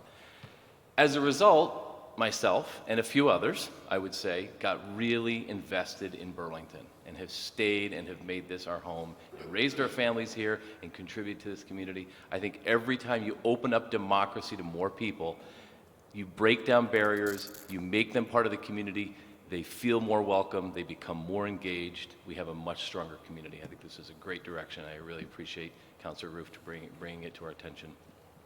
Thank you, Councillor Pine. Councillor Roof. Just note quickly, just to be sure that everyone is aware that this is not some new grand issue that came out of nowhere. Yes, it was brought up in 2015, but also from 1776 to about the 1920s, there were actually 40 states and federal territories that did allow now non-citizens to vote. So this is not unprecedented. This is something that has been rooted in our democracy before, and it's ongoing evolution of a conversation as opposed to some new conversations starting today and going forward. Thank you, Councillor Roof. Councillor Jang again. Yes, thank you. I think it's also important that this is also a little bit different from the resolution that came here in 2015. this resolution doesn't have non-citizen to be able to participate locally in like boards and committees. But that resolution, if I understand correctly, did have it. Is that accurate? It's a more of a question to the resolution sponsor. Councilor Roof, did you want to give a quick response to that? Yeah, this resolution does not dictate what the charter change language will be. It sets forth a process to get the question into charter change. The charter change committee will come back to us with language. So I think at that time it would be appropriate to judge the identicalness or not to one question versus the other. Yes, so I think this resolution, Mr. President, it will be important then to read the where are clauses. The whereas clauses. Whoa. We're not going back and forth here. People are not getting recognized. Councilor Jang, finish up, and then we should be ready to vote. Yeah, I think people know where they stand on this. I think we're not asking the Charter Change Committee to look anything about giving the right for non-citizens to participate in boards and committees. And I think the previous resolution did have that aspect. Then yes, this resolution did change. It's not the same. I'm just going to finish this. There were two questions back then. One was about extending voting rights to non-citizens. The other was about allowing them to serve on boards and commissions. One failed by about 58 to 42%, the citizens voting. The other one failed, but by a closer margin. I think we should be ready to vote now. I think everybody pretty much knows where they are on this. All those in favor of this resolution, which is to send this extending voting rights to the Charter Change Committee, please say aye. Aye. All those opposed? 2 no votes. That's Councilor Jang and Councilor Wright. The resolution passes, and this will go to the Charter Change Committee by a vote of 10-2. Item 5.08 is a communication from Councilor Shannon regarding a question from the Special Committee reviewing policing policies. Thank you, President Wright. I move to authorize a special committee to review policing practices to spend up to its previously authorized budget for the purpose of securing one or more trusted and independent third parties to support its review and recommendation process if it so chooses. And ask for the floor back briefly after a second. Second by Councilor Busher. Councilor Shannon, you have the floor back. And by the way, this is for item, as Councilor Mason pointed out to me, 6.08, not 5.08, as Councilor Busher whispered in my ear. Thank you. The special committee noted in the resolution establishing the committee that there were funds available, $50,000 of funds available to hire a consultant. And there have been various ideas proposed by the committee of different consultants that might be helpful to the committee. And so just wanted to clarify if it was acceptable to the council to potentially hire more than one consultant with the same, they're not asking for a budget increase, just the ability to hire more than one consultant if desired. And I would also note that the committee hasn't reached any conclusions about who they would want to hire at this point. Thank you, Councilor Shannon. Discussion or questions? Councilor Polino. It's more of a comment, but from my recollection, I guess I just want to bring this forward. The $50,000 was for one third party to consultant to revise the use of force policy. And maybe I'm wrong about that, but if it is, then this motion is substantially different, right? Because it says that we can now use the $50,000 to hire a consultant for any other topic we want to carry out, I guess, the mission, the broader mission. So I just wanted to put that out there because I'm unclear about that. Councilor Shannon. I don't think that there was a request from the committee to change the mission of the funds, but I wouldn't want. I don't think we want this to be interpreted that way, and so I would entertain an amendment to this to further clarify that it's for the same purpose. But I think I would ask, could Attorney Blackwood comment on this? Because when this was adopted by the committee, I was not at that committee meeting, and I think she was at that committee meeting, and if there was, it wasn't reported to me, but if there was discussion about changing the mission, Attorney Blackwood would know. City Attorney Blackwood, can you shed some light on this? The committee certainly interprets its mission as much broader than what Councilor Paulino just said. There was not specific discussion about changing the mission.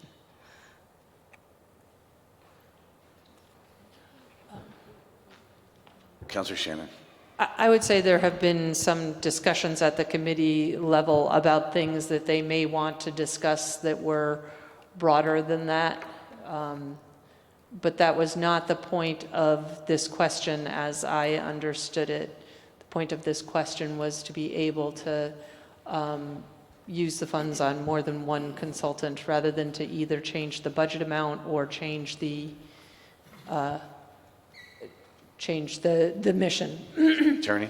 And I would also note that Councilor Freeman is on the committee and Yes, could she be has her hand up. responsive as well. She's in the queue. No, I would say that statement by Councilor Shannon is correct also. Thank you, City Attorney. Councilor Freeman?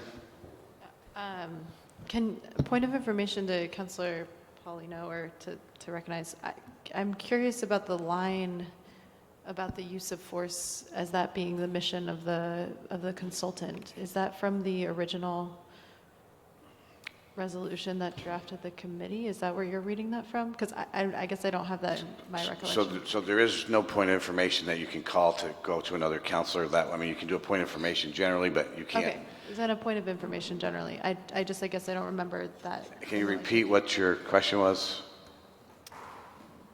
I'm wondering where the directive around the use of force for the consultant is. I don't recall that as being part of the original resolution.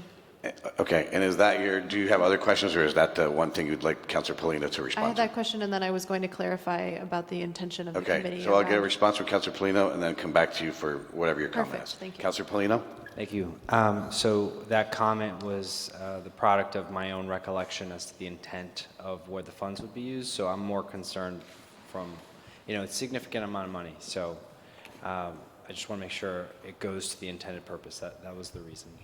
Thank you, Councilor Polino. I think the actual resolution had a limitation. He's basing it on his memory, as he said. So Councilor Freeman, it's back to you for whatever you choose Sure. to say. So I believe the resolution was a bit broader. It was a consultant to advise, and assist the committee and my understanding is that the committee is looking for multiple parties because there is an interest that has been put forward as an idea of a proposal that has been put forward around creating focus groups or a contracting with a consultant that would be able to allow us to get quantitative and qualitative data from the community about their experience of policing in the city, and that though there was interest in doing that, they didn't want that to then make it unable for us to also contract with another consultant for another purpose, for example, reviewing the use of force policy or various other things that the committee has been tasked with doing. So it was to really just open up and make sure that we have more capacity as a committee to look at various options in terms of how to seek a consultant and their expertise. Thank you, Councilor Freeman. Councilor Roof. Oh, you'll be next then. Councilor Roof. I pulled up the signed version of the resolution that established the committee, and I'm just going to read here. It's the resolve clause on line 76. Resolved, the special committee shall have a budget of up to $50,000 made available to it for the purpose of securing a trusted and independent third party to support its review and recommendation process if it so chooses. I think that's pretty broad and open.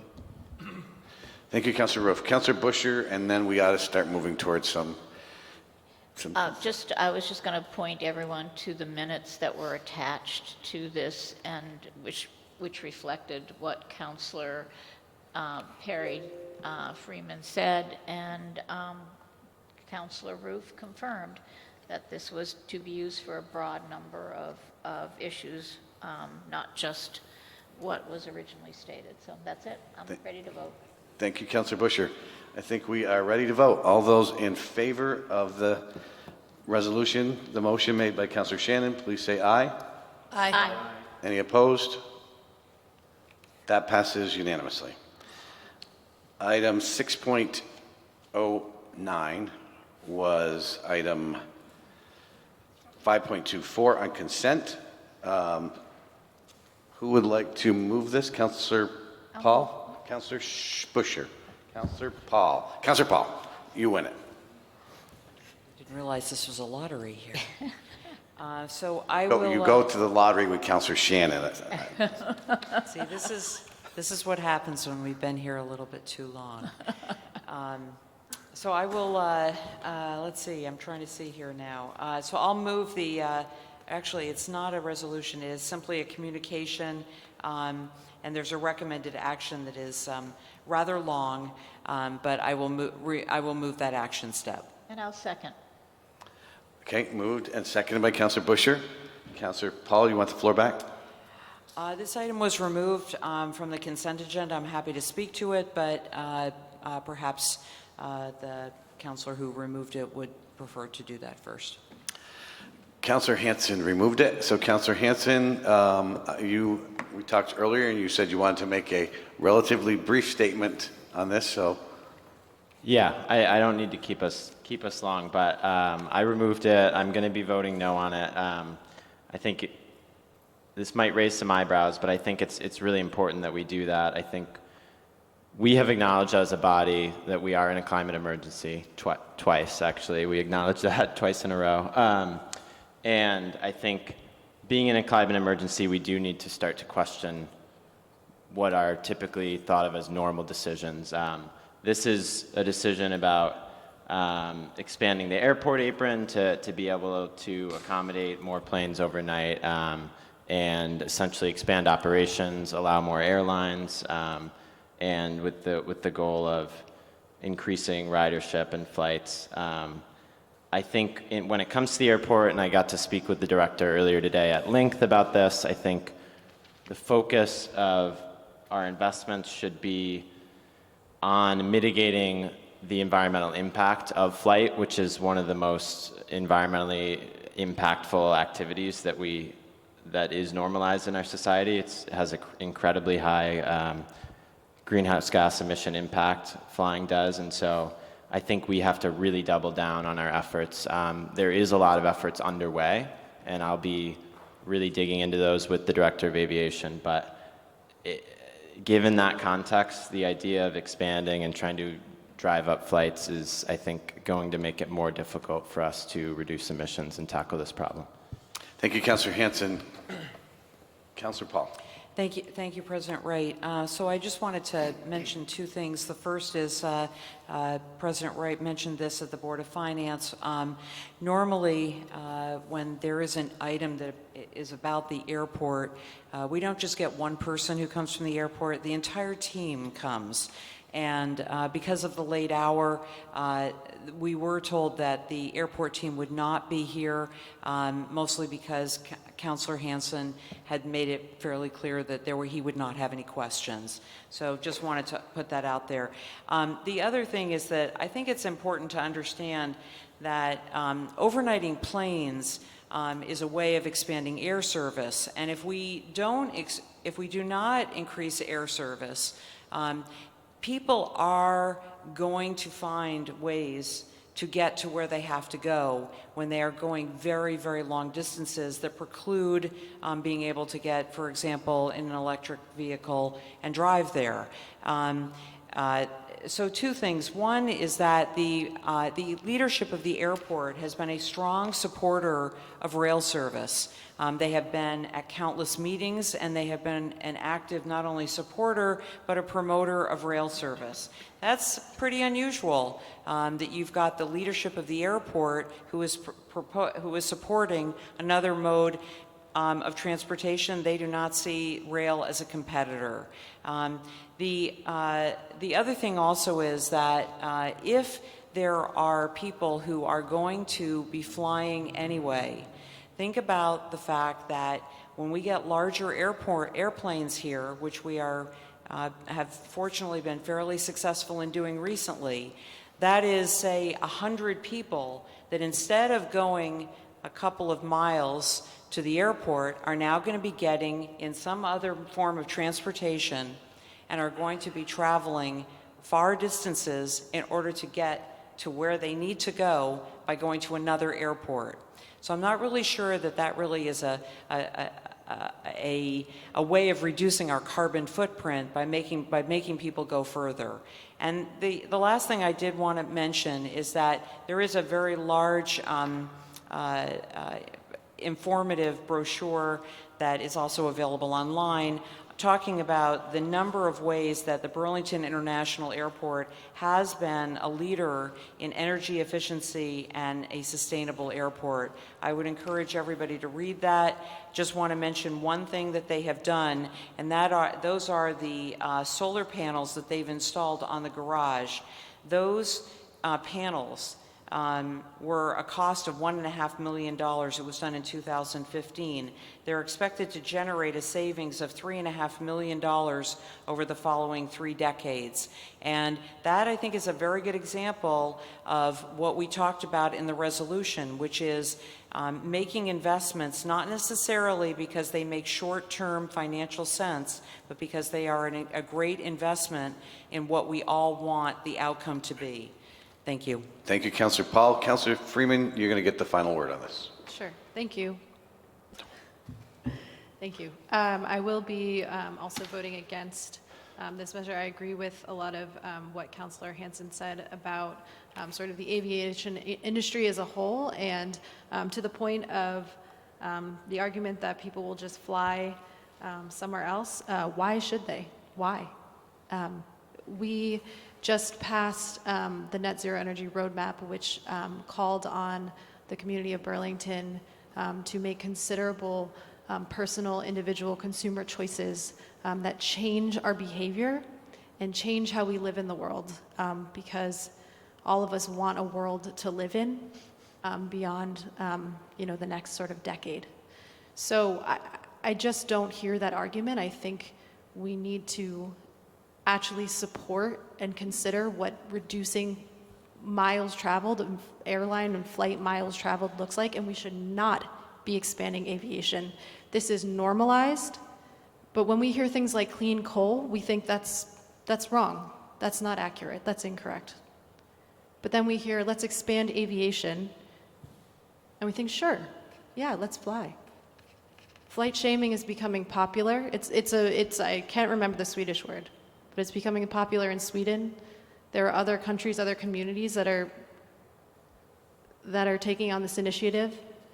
And I think what's important is that this 1.5 degree target, so the effort of globally reducing our emissions by half over the next 10 years gives us only a 50% chance. And we know this, a 50% chance of reaching that 1.5 target. Here's some things that will happen if we go over. It's predicted. Global fisheries could decline by another 1.5 million tons. The coral reefs could decline as much as 99%. 1.7 billion people more could experience several severe heat waves at least once every 5 years. And the list goes on in terms of the increase in sea level rise, drought, just the amount of hardship, the sort of dystopian novel that none of us, I think, truly want to see played out. So I will absolutely be voting against this. Thank you. Thank you, Councillor Freeman. We are ready for the vote. All those in favor of the resolution, please say aye. Aye. Any opposed? No. 3 no. Raise your hands, please, on the noes. So it is Councillor Freeman, Councillor Hansen, and Councillor Tracy. The vote that passes by a vote of 9-3. Point of personal privilege, Councillor Wright. Point of personal privilege? Councillor Shannon? I just wanted to state for the record that I did not propose tonight that the city invest in the lottery, nor do I support that. I don't think I said that. I just said that you and I will go play the lottery if it comes down to that. Motion to adjourn. So moved. Second by Councillor Busher. All those in favor, please say aye. Aye. Any opposed? We are adjourned mercifully.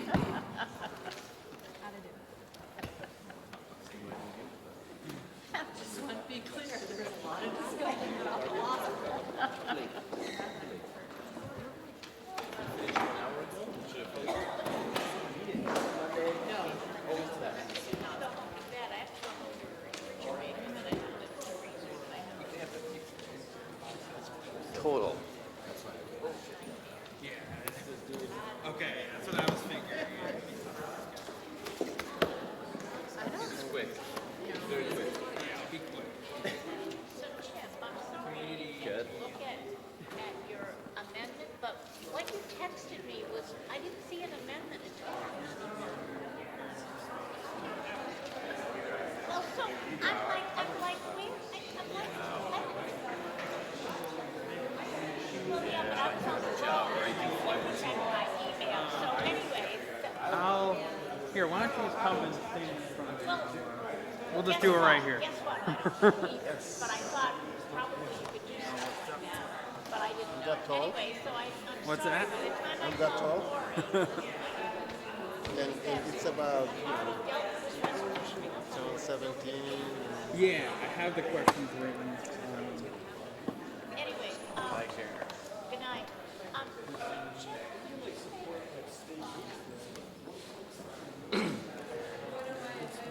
Here.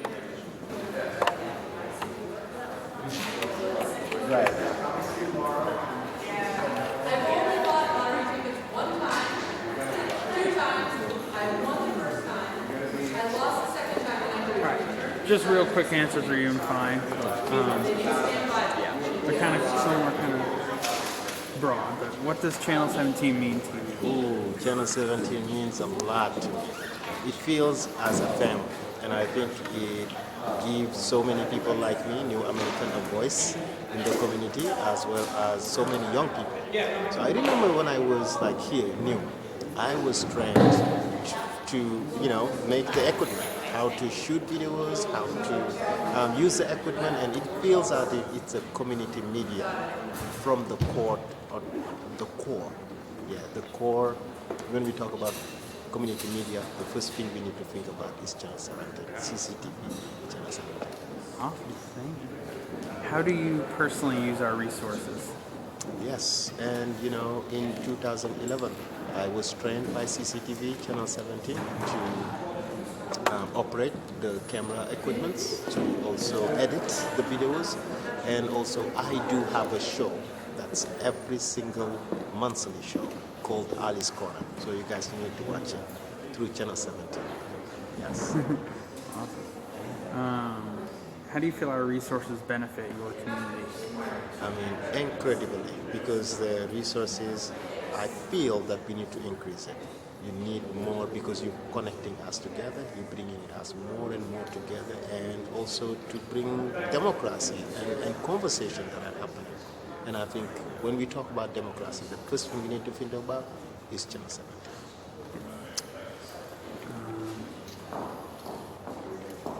Do you have an example of how someone else uses Channel 17? Members of the community, like, have you?